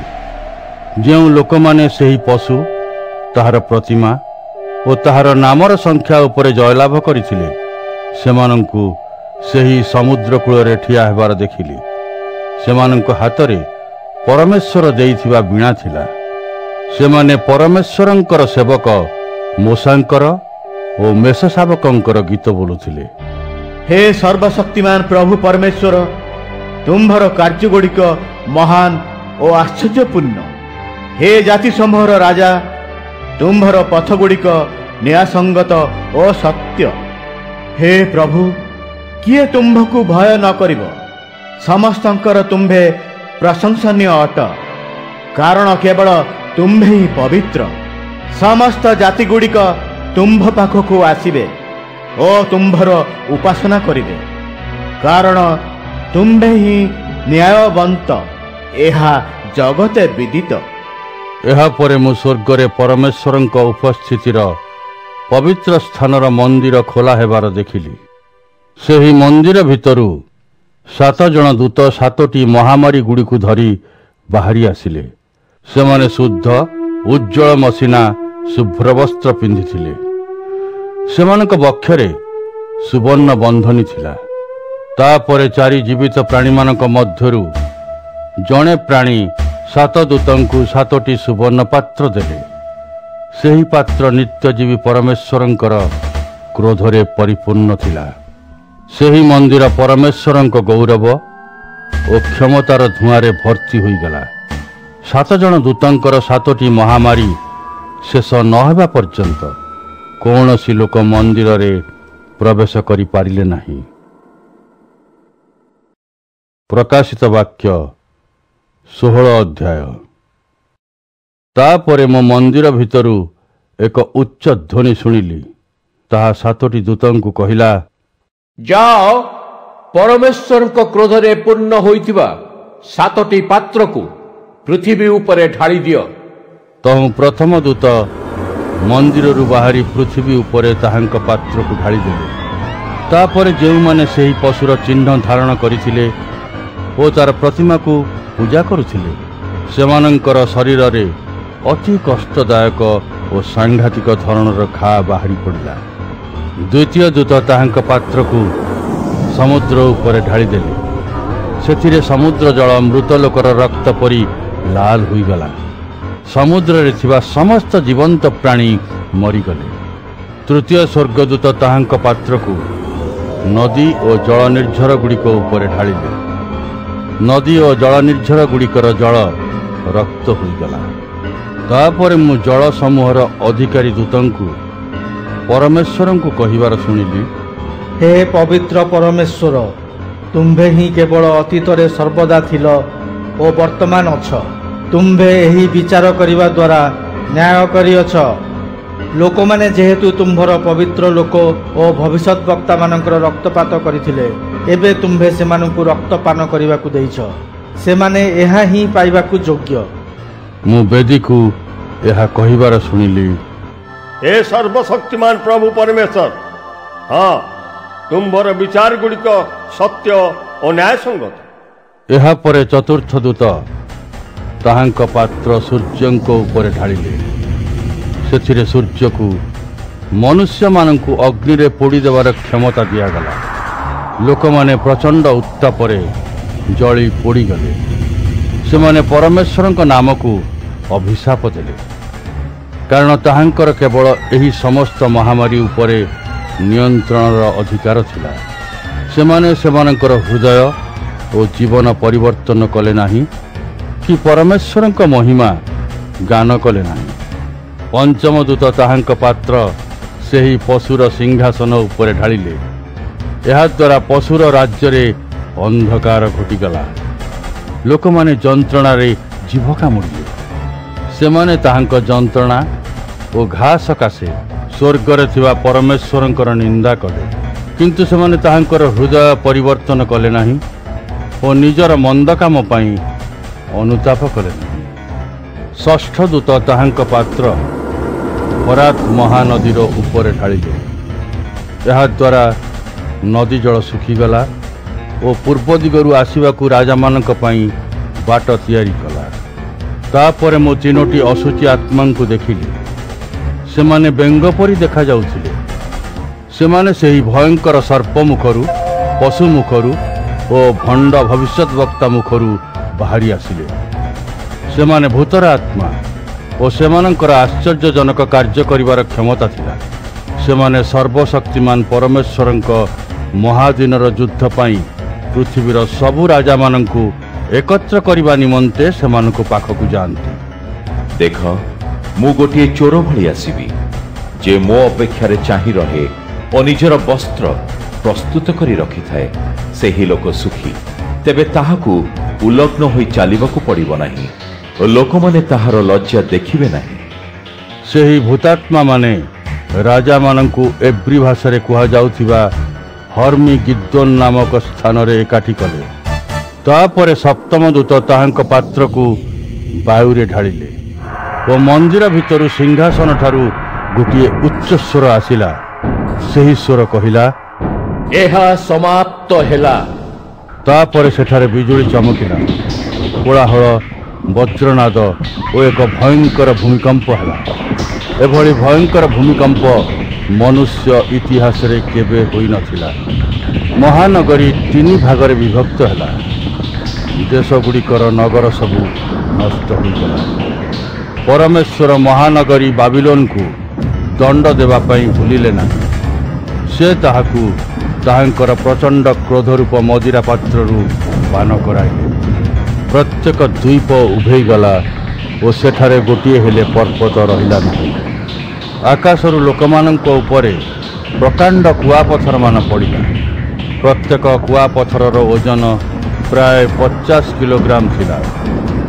ଲୋକମାନେ ସେହି କୁଆପଥର ମହାମାରୀ ପାଇଁ ପରମେଶ୍ୱରଙ୍କୁ ନିନ୍ଦା କଲେ। ଏହି କ୍ଲେଶ ଅତି ଭୟାନକ ଥିଲା। ପ୍ରକାଶିତ ବାକ୍ୟ 17 ଅଧ୍ୟାୟ। 7 ଦୂତଙ୍କ ମଧ୍ୟରୁ ଯେଉଁମାନେ 7ଟି ପାତ୍ର ଧାରଣ କରିଥିଲେ, ସେମାନଙ୍କ ମଧ୍ୟରୁ ଜଣେ ମୋ ନିକଟକୁ ଆସି ମୋତେ କହିଲେ, ଆସ, ପ୍ରସିଦ୍ଧ ବେଶ୍ୟାକୁ କଣ ଦଣ୍ଡ ଦିଆଯିବ ତାହା ମୁଁ ତୁମ୍ଭକୁ ଦେଖାଇବି। ସେ ବହୁତ ଜଳରାଶି ଉପରେ ବସିଛି। ପୃଥିବୀର ରାଜାମାନେ ତା ସହିତ ଯୌନ ପାପ କରିଛନ୍ତି। ପୃଥିବୀର ଲୋକମାନେ ତାହାର ବ୍ୟଭିଚାର ରୂପ ସୁରାରେ ମାତାଲ ହୋଇଛନ୍ତି। ତାପରେ ଦୂତ ମୋତେ ଆତ୍ମା ଦ୍ୱାରା ମରୁଭୂମିକୁ ବହି ନେଇଗଲେ। ସେଠାରେ ମୁଁ ଗୋଟିଏ ନାରୀକୁ ଲାଲ ରଙ୍ଗର ପଶୁ ଉପରେ ବସିଥିବାର ଦେଖିଲି। ସେ ପଶୁର ସର୍ବାଙ୍ଗ ଶରୀର ଉପରେ ଈଶ୍ୱରଙ୍କ ନିନ୍ଦା କରୁଥିବା ନାମ ସବୁ ଲେଖାଯାଇଥିଲା। ସେହି ପଶୁର 7ଟି ମସ୍ତକ ଓ 10ଟି ଶିଙ୍ଗ ଥିଲା। ସେହି ସ୍ତ୍ରୀ ଲୋକଟି ବାଇଗଣୀ ଓ ଲାଲ ରଙ୍ଗର ବସ୍ତ୍ର ପିନ୍ଧିଥିଲା। ସେ ପିନ୍ଧିଥିବା ସୁନା, ଅଳଙ୍କାର ଓ ମଣିମୁକ୍ତା ଯୋଗୁଁ ଝଲକୁଥିଲା। ତା ହାତରେ ଗୋଟିଏ ସୁବର୍ଣ୍ଣ ପାତ୍ର ଥିଲା। ସେହି ପାତ୍ରଟି ଘୃଣ୍ୟ ବିଷୟ ଗୁଡ଼ିକରେ ଓ ତାର ନିଜର ଯୌନଗତ ପାପର ଆବର୍ଜନାରେ ପୂର୍ଣ୍ଣ ଥିଲା। ତାର କପାଳରେ ଏକ ଗୁପ୍ତ ଅର୍ଥ ଥିବା ଉପାଧି ଲେଖା ହେଲା, ମହାନ ବାବିଲ, ବେଶ୍ୟାମାନଙ୍କର ଓ ପୃଥିବୀର ସବୁ ଘୃଣ୍ୟ ବିଷୟ ସକଳର ମାତା। ମୁଁ ସେହି ସ୍ତ୍ରୀ ଲୋକକୁ ପରମେଶ୍ୱରଙ୍କର ପବିତ୍ର ଲୋକଙ୍କର ରକ୍ତ ଓ ଯୀଶୁଙ୍କ ବିଷୟରେ ସେମାନଙ୍କର ସାକ୍ଷ୍ୟ ଦେଇଥିବା ଲୋକମାନଙ୍କର ରକ୍ତ ପିଇଥିବାର ଦେଖିଲି। ମୁଁ ସେହି ସ୍ତ୍ରୀ ଲୋକକୁ ଦେଖି ବହୁତ ଆଶ୍ଚର୍ଯ୍ୟ ହୋଇଗଲି। ତାପରେ ସେ ଦୂତ ମୋତେ କହିଲେ, ତୁମ୍ଭେ କାହିଁକି ଆଶ୍ଚର୍ଯ୍ୟ ହେଉଛ? ମୁଁ ତୁମ୍ଭକୁ ଏହି ସ୍ତ୍ରୀ ଲୋକର ରହସ୍ୟ କହିବି ଓ ସପ୍ତମସ୍ତକ ଓ 10 ସିଂହ ବିଶିଷ୍ଟ ତାର ବାହନ ପଶୁ ବିଷୟରେ ମଧ୍ୟ କହିବି। ତୁମ୍ଭେ ଯେଉଁ ପଶୁକୁ ଦେଖିଲ ସେ ଆଗରୁ ଥିଲା, କିନ୍ତୁ ବର୍ତ୍ତମାନ ସେ ଜୀବିତ ନାହିଁ, କିନ୍ତୁ ସେ ବଞ୍ଚିବ ଏବଂ ଗଭୀର ଗହ୍ୱରରୁ ଉଠି ଆସି ଧ୍ୱଂସ ପାଇବ। ଜଗତ ଆରମ୍ଭରୁ ଯେଉଁ ଲୋକମାନଙ୍କର ନାମ ଜୀବନ ପୁସ୍ତକରେ ଆଦୌ ଲେଖା ହୋଇନାହିଁ, ସେହି ଲୋକମାନେ ତାହାକୁ ଦେଖି ଆଶ୍ଚର୍ଯ୍ୟ ହେବେ, କାରଣ ସେ ଅତୀତରେ ଥିଲା, ବର୍ତ୍ତମାନ ନାହିଁ, କିନ୍ତୁ ପୁଣି ବଞ୍ଚିବ। ଏହାକୁ ବୁଝିବା ପାଇଁ ଜ୍ଞାନଯୁକ୍ତ ମନ ଆବଶ୍ୟକ। ଏହି ପଶୁର 7ଟି ମସ୍ତକ ହେଉଛି 7ଟି ପର୍ବତ, ଯାହା ଉପରେ ସେ ବସେ, ତାହା 7 ଜଣ ରାଜାଙ୍କୁ ମଧ୍ୟ ବୁଝାଏ। ଏହା ଭିତରୁ 5 ଜଣ ରାଜା ମରିସାରିଲେଣି। ଜଣେ ରାଜା ବର୍ତ୍ତମାନ ବଞ୍ଚିଛନ୍ତି ଏବଂ ଶେଷ ରାଜା ଆସୁଛନ୍ତି। ସେ ଯେତେବେଳେ ଆସିବେ ସେ ଅଳ୍ପ ସମୟ ପାଇଁ ରହିବେ। ଯେଉଁ ପଶୁ କେବେ ଜୀବିତ ଥିଲା, ବର୍ତ୍ତମାନ ନାହିଁ, ସେ ଅଷ୍ଟମ ରାଜା। ସେ ପ୍ରଥମ 7 ଜଣ ରାଜାଙ୍କ ମଧ୍ୟରୁ ଜଣେ, ସେ ମଧ୍ୟ ଧ୍ୱଂସ ପାଇବ। ତୁମ୍ଭେ ଯେଉଁ 10 ସିଂହ ଦେଖିଲ, ତାହା 10 ଜଣ ରାଜା। ଏହି 10 ଜଣ ରାଜା ଏ ପର୍ଯ୍ୟନ୍ତ ରାଜା ଭଳି ରାଜ୍ୟ ପାଇନାହାନ୍ତି, କିନ୍ତୁ ସେମାନେ ସେହି ପଶୁ ସହିତ 1 ଘଣ୍ଟା ପର୍ଯ୍ୟନ୍ତ ଶାସନ କରିବା ପାଇଁ କ୍ଷମତା ପାଇବେ। ଏହି 10 ଜଣ ରାଜାଙ୍କର ଉଦ୍ଦେଶ୍ୟ ସମାନ। ସେମାନେ ସେମାନଙ୍କର କ୍ଷମତା ଓ ଅଧିକାର ସେହି ପଶୁକୁ ଦେବେ। ସେମାନେ ମେଷ ଶାବକଙ୍କ ବିରୁଦ୍ଧରେ ଯୁଦ୍ଧ କରିବେ, କିନ୍ତୁ ମେଷ ଶାବକ ସେମାନଙ୍କୁ ପରାସ୍ତ କରିବେ, କାରଣ ସେ ପ୍ରଭୁମାନଙ୍କର ପ୍ରଭୁ ଓ ରାଜାମାନଙ୍କର ରାଜା। ସେ ଡାକିଥିବା ଲୋକମାନଙ୍କୁ, ଅର୍ଥାତ୍ ତାହାଙ୍କର ମନୋନୀତ ଓ ବିଶ୍ୱସ୍ତ ଅନୁଗାମୀମାନଙ୍କ ସହିତ ମିଶି ସେମାନଙ୍କୁ ପରାସ୍ତ କରିବେ। ତାପରେ ସେ ସ୍ୱର୍ଗଦୂତ ମୋତେ କହିଲେ, ତୁମ୍ଭେ ଯେଉଁ ଜଳରାଶି ଉପରେ ବେଶ୍ୟା ବସୁଥିବାର ଦେଖିଲ, ସେହି ଜଳରାଶି ହେଉଛି ବିଭିନ୍ନ ଲୋକ, ବିଭିନ୍ନ ଦେଶ ଓ ଭାଷାମାନ। ତୁମ୍ଭେ ଯେଉଁ ପଶୁ ଓ 10 ସିଂହ ଦେଖିଲ, ସେମାନେ ସେହି ବେଶ୍ୟାକୁ ଘୃଣା କରିବେ। ସେମାନେ ତାର ସବୁ ନେଇଯିବେ ଓ ତାହାକୁ ଉଲଗ୍ନ କରି ଛାଡ଼ିଦେବେ। ସେମାନେ ତାହାର ଶରୀରର ମାଂସ ଖାଇବେ ଓ ତାହାକୁ ଅଗ୍ନିରେ ପୋଡ଼ିଦେବେ। ସେମାନେ ତାହାଙ୍କର ଶାସନ କ୍ଷମତା ସେହି ପଶୁକୁ ଦେବା ପାଇଁ ଯେପରି ରାଜି ହୁଅନ୍ତି, ଏଥି ନିମନ୍ତେ ପରମେଶ୍ୱର ସେମାନଙ୍କ ମନରେ ଏକ ଇଚ୍ଛା ଦେବେ। ଏହାଦ୍ୱାରା ପରମେଶ୍ୱର କହିଥିବା ବାକ୍ୟ ସଫଳ ହେବା ପର୍ଯ୍ୟନ୍ତ ସେମାନେ ଶାସନ କରିବେ। ତୁମ୍ଭେ ଯେଉଁ ସ୍ତ୍ରୀକୁ ଦେଖିଲ, ସେ ପୃଥିବୀର ରାଜାମାନଙ୍କ ଉପରେ ରାଜତ୍ୱ କରୁଥିବା ସେହି ମହାନଗରୀକୁ ବୁଝାଏ। ପ୍ରକାଶିତ ବାକ୍ୟ 18 ଅଧ୍ୟାୟ। ତାପରେ ମୁଁ ସ୍ୱର୍ଗରୁ ଆଉ ଜଣେ ଦୂତଙ୍କୁ ଓହ୍ଲାଇବାର ଦେଖିଲି। ସେହି ଦୂତଙ୍କର ବହୁତ କ୍ଷମତା ଥିଲା। ତାହାଙ୍କର ମହିମା ପୃଥିବୀରେ ପ୍ରକାଶିତ ହେଲା। ସେ ଦୂତ ବହୁତ ଉଚ୍ଚ ସ୍ୱରରେ ପାଟି କରି କହିଲେ, ତାର ପତନ ହେଲା, ମହାନଗରୀ ବାବିଲର ପତନ ହୋଇଗଲା। ତାହା ଭୂତମାନଙ୍କ ବାସସ୍ଥଳୀ ହେଲା। ତାହା ପ୍ରତ୍ୟେକ ଭୂତାତ୍ମା, ପ୍ରତ୍ୟେକ ପ୍ରକାରର ସୂଚୀ ପକ୍ଷୀ ଏବଂ ପ୍ରତ୍ୟେକ ଅଶୁଚି ତଥା ଘୃଣ୍ୟ ପଶୁଙ୍କ ଆଶ୍ରୟସ୍ଥଳ ହେଲା। ପୃଥିବୀର ସବୁ ଲୋକମାନେ ତାର ବ୍ୟଭିଚାର ପାପର ଓ ପରମେଶ୍ୱରଙ୍କ କ୍ରୋଧର ସୁରାପାନ କରିଛନ୍ତି। ପୃଥିବୀର ରାଜାମାନେ ତାହା ସହିତ ବ୍ୟଭିଚାର ପାପ କାର୍ଯ୍ୟ କରିଛନ୍ତି। ସଂସାରର ବ୍ୟବସାୟୀମାନେ ତାହାର ଧନରେ ଧନବାନ ହୋଇଛନ୍ତି। ତାପରେ ମୁଁ ସ୍ୱର୍ଗରୁ ଆଉ ଏକ ସ୍ୱର ଶୁଣିଲି, ହେ ମୋର ଲୋକମାନେ, ତୁମ୍ଭେମାନେ ସେହି ନଗରରୁ ବାହାରି ଆସ। ତୁମ୍ଭେମାନେ ବାହାରି ଆସିଲେ ତାହାର ପାପରେ ଭାଗିଦାର ହେବ ନାହିଁ ଓ ତାହାର କ୍ଲେଶର ସହଭାଗୀ ହେବ ନାହିଁ। ସ୍ୱର୍ଗ ଯେତେ ଉଚ୍ଚ, ତାହାର ପାପ କାର୍ଯ୍ୟ ସେତିକି ଉଚ୍ଚ ହେଲାଣି। ପରମେଶ୍ୱର ତାର ଭୁଲ କାମଗୁଡ଼ିକ ଭୁଲି ନାହାନ୍ତି। ସେ ତାର କୁକର୍ମ ସବୁ ମନେ ପକାଇଲାଣି। ସେ ନଗର ଅନ୍ୟମାନଙ୍କର ଯେପରି କ୍ଷତି କରିଛି ତାହାର ସେହି ପ୍ରକାର କ୍ଷତି ହେବ। ତାର କୁକର୍ମ ପାଇଁ ତାହାକୁ 2 ଗୁଣ ଅଧିକ ପ୍ରତିଫଳ ଦିଆଯିବ। ସେ ନଗର ଅନ୍ୟମାନଙ୍କୁ ଯେପରି ସୁରା ଦେଇଛି ତା ନିମନ୍ତେ ତା ଅପେକ୍ଷା 2 ଗୁଣ ଅଧିକ ନିଶାଯୁକ୍ତ ସୁରା ପ୍ରସ୍ତୁତ କରାଯିବ ଓ ତାହାକୁ ପାନ କରିବାକୁ ଦିଆଯିବ। ସେ ଯେପରି ନିଜେ ଭୋଗ ବିଳାସ ଓ ଆମୋଦ ପ୍ରମୋଦରେ ଜୀବନ ବିତାଇଛି ସେହିପରି ତାହାକୁ ଅଧିକ ପରିମାଣରେ ଯନ୍ତ୍ରଣା ଓ ବ୍ୟଥା ଭୋଗିବାକୁ ଦିଆଯିବ। ସେ ନିଜେ ଗର୍ବରେ କହେ, ମୁଁ ରାଣୀ ପରି ସିଂହାସନରେ ବସିଛି, ମୁଁ ବିଧବା ନୁହେଁ, ମୁଁ କେବେ ଶୋକ କରିବି ନାହିଁ। ସେଥିପାଇଁ ଗୋଟିଏ ଦିନ ଭିତରେ ଏହି କ୍ଲେଶ ତାକୁ ଆକ୍ରମଣ କରିବ। ମୃତ୍ୟୁ, ଦୁଃଖଦାୟକ କ୍ରନ୍ଦନ, ମହାକ୍ଷୁଧା। ସେ ଅଗ୍ନିରେ ଜଳିଯିବ, କାରଣ ପ୍ରଭୁ ପରମେଶ୍ୱର ତାର ବିଚାର କରିଛନ୍ତି ଏବଂ ସେ ସର୍ବଶକ୍ତିମାନ ଅଟନ୍ତି।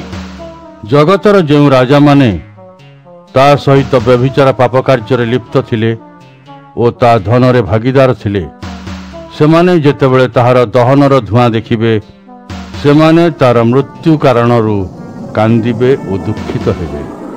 ସେହି ରାଜାମାନେ ଯେତେବେଳେ ତାହାର ଯନ୍ତ୍ରଣା ଦେଖିବେ ସେତେବେଳେ ସେମାନେ ଭୟ କରିବେ ଏବଂ ତାଠାରୁ ବହୁତ ଦୂରରେ ରହିବେ।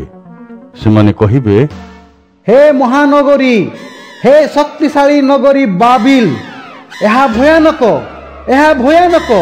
ଘଣ୍ଟାକ ମଧ୍ୟରେ ତୁମ୍ଭ ପାଇଁ ଦଣ୍ଡ ଆସିଲା। ଏହି ଜଗତର ବ୍ୟବସାୟୀମାନେ ତା ପାଇଁ ବିଳାପ ଓ ଦୁଃଖ କରିବେ। ସେମାନେ ଦୁଃଖ ଅନୁଭବ କରିବେ, କାରଣ ସେମାନଙ୍କର ବାଣିଜ୍ୟ ଦ୍ରବ୍ୟ ଏହା ପରେ କେହି କିଣିବେ ନାହିଁ। ସେମାନେ ସୁନା, ରୂପା, ମୂଲ୍ୟବାନ ପଥର, ମୁକ୍ତା, ସୂକ୍ଷ୍ମ ରେଶମ ବସ୍ତ୍ର, ବାଇଗଣୀ ରଙ୍ଗର ବସ୍ତ୍ର, ରେଶମୀ ଓ ଲାଲ ବସ୍ତ୍ର, ପ୍ରତ୍ୟେକ ପ୍ରକାରର ଚନ୍ଦନ ଆଦି ସୁବାସିତ କାଠ ଜିନିଷ, ହାତୀଦାନ୍ତର ପଦାର୍ଥମାନ, ମୂଲ୍ୟବାନ କାଠ, ପିତ୍ତଳ, ଲୌହ ଓ ମର୍ମର ପଥରରେ ନିର୍ମିତ ଶିଳ୍ପଦ୍ରବ୍ୟ, ଦାରୁଚିନି ପ୍ରଭୃତି ସୁଗନ୍ଧି ମସଲା, ଅତର, ଧୂପ, ମଲମ, ସୁଗନ୍ଧି ଧୂପ, ମଦ୍ୟ, ଜିତତୈଳ, ମଇଦା, ଗହମ, ଗୃହପାଳିତ ତୃଣଭୋଜୀ ପଶୁ, ମେଷ, ଘୋଡ଼ା, ରଥ ଏବଂ ମନୁଷ୍ୟମାନଙ୍କର ଶରୀର ଓ ପ୍ରାଣ ସବୁ ବିକ୍ରି କରନ୍ତି। ତେଣୁ ବ୍ୟବସାୟୀମାନେ କାନ୍ଦିବେ ଓ କହିବେ, ହେ ବାବିଲ, ତୁମ୍ଭେ ଯେଉଁ ଉତ୍ତମ ଜିନିଷ ଚାହୁଁଥିଲ ସେସବୁ ତୁମଠାରୁ ଚାଲିଯାଇଛି। ତୁମ୍ଭର ସବୁ ସୌଖିନ ଓ ମନୋହରୀ ଦ୍ରବ୍ୟମାନ ତୁମ୍ଭଠାରୁ ଉଭେଇ ଯାଇଛି। ତୁମ୍ଭେ ସେସବୁ ଆଉ କେବେ ପାଇବ ନାହିଁ। ବ୍ୟବସାୟୀମାନେ ତାର ଦୁଃଖ ଯନ୍ତ୍ରଣା ଦେଖି ଭୟ କରିବେ ଓ ତାଠାରୁ ବହୁ ଦୂରରେ ଠିଆ ହେବେ। ସେହି ଲୋକମାନେ ତାହାକୁ ସେହି ମୂଲ୍ୟବାନ ଜିନିଷ ବିକ୍ରି କରି ଧନୀ ହୋଇଥିଲେ। ତେଣୁ ସେମାନେ କାନ୍ଦିବେ ଓ ଦୁଃଖ କରିବେ। ସେମାନେ କହିବେ, ହେ ମହାନଗରୀ, ଭୟାନକ, ତୁମ୍ଭ ପାଇଁ ଏହା କେତେ ଭୟାନକ। ଯେଉଁ ମହାନଗରୀ ସୂକ୍ଷ୍ମ ରେଶମ, ବାଇଗଣୀ ଓ ଘନ ଲାଲ ବର୍ଣ୍ଣର ବସ୍ତ୍ର ପିନ୍ଧିଥିଲା, ସୁନା, ମଣି ଓ ମୁକ୍ତାରେ ଝଟକୁଥିଲା, ଘଣ୍ଟାକ ମଧ୍ୟରେ ଏହି ସମସ୍ତ ବିଶାଳ ସମ୍ପତ୍ତି ନଷ୍ଟ କରି ଦିଆଗଲା। ସମସ୍ତ ସମୁଦ୍ର କପ୍ତାନ, ସମୁଦ୍ର ଯାତ୍ରୀ, ନାବିକ, ନୌବାଣିଜ୍ୟ କରୁଥିବା ସମସ୍ତ ଲୋକ ବାବିଲ ଠାରୁ ଦୂରରେ ଠିଆ ହେଲେ। ସେମାନେ ତାର ଜଳୁଥିବାର ଧୂଆଁ ଦେଖିଲେ। ସେମାନେ ଉଚ୍ଚ ସ୍ୱରରେ କହିଲେ, ଏହି ମହାନଗରୀ ପରି ଅନ୍ୟ କୌଣସି ନଗରୀ ନାହିଁ। ସେମାନେ ନିଜ ନିଜ ମସ୍ତକ ଉପରେ ଧୂଳି ଫିଙ୍ଗିଲେ। ସେମାନେ କାନ୍ଦିଲେ ଓ ବହୁତ ଦୁଃଖିତ ହେଲେ। ସେମାନେ ଉଚ୍ଚ ସ୍ୱରରେ କହିଲେ, ହେ ମହାନଗରୀ, ଭୟାନକ, ତୁମ ପାଇଁ ଏହା କେତେ ଭୟାନକ। ଏହି ମହାନଗରୀର ଧନରେ ସମୁଦ୍ରରେ ବାଣିଜ୍ୟ ବ୍ୟବସାୟ କରୁଥିବା ଲୋକମାନେ ଧନୀ ହୋଇଥିଲେ, କିନ୍ତୁ ଘଣ୍ଟାକ ମଧ୍ୟରେ ସେ ଧ୍ୱଂସ ହୋଇଗଲା। ହେ ସ୍ୱର୍ଗ, ହେ ପରମେଶ୍ୱରଙ୍କର ପବିତ୍ର ଲୋକମାନେ, ଭବିଷ୍ୟତ ବକ୍ତାଗଣ ଏବଂ ପ୍ରେରିତଗଣ, ମହାନଗରୀର ଧ୍ୱଂସରେ ଆନନ୍ଦ ଉଲ୍ଲାସ କର। ସେ ତୁମକୁ ଯେଉଁ କଷ୍ଟ ଦେଇଛି ସେଥିପାଇଁ ପରମେଶ୍ୱର ତାହାକୁ ଦଣ୍ଡ ଦେଇଛନ୍ତି। ତାପରେ ଜଣେ ଶକ୍ତିଶାଳୀ ଦୂତ ଗୋଟିଏ ପ୍ରକାଣ୍ଡ ପଥର ଉଠାଇଲେ। ଏହି ପଥରଟି ଗୋଟିଏ ଚକି ପଥର ପରି ବହୁତ ବଡ଼। ସେହି ଦୂତ ଜଣକ ପଥରଟିକୁ ସମୁଦ୍ର ଭିତରକୁ ଫିଙ୍ଗିଦେଲେ ଏବଂ କହିଲେ, ଏହିପରି ଭାବରେ ମହାନଗରୀ ବାବିଲକୁ ତଳକୁ ନିକ୍ଷେପ କରାଯିବ, ତାହାକୁ ଆଉ କେହି କେବେ ଦେଖିପାରିବେ ନାହିଁ। ତୋଠାରେ କେହି ହେଲେ ଆଉ ଲୋକମାନଙ୍କର ବୀଣାର ସଙ୍ଗୀତ ଓ ବଂଶୀ, ତୁରୀ ଭଳି ଅନ୍ୟ ବାଦ୍ୟଯନ୍ତ୍ର ଶୁଣିବେ ନାହିଁ। ତୋଠାରେ କୌଣସି ଶିଳ୍ପର କାରିଗରମାନେ ଆଉ ଦେଖାଯିବେ ନାହିଁ।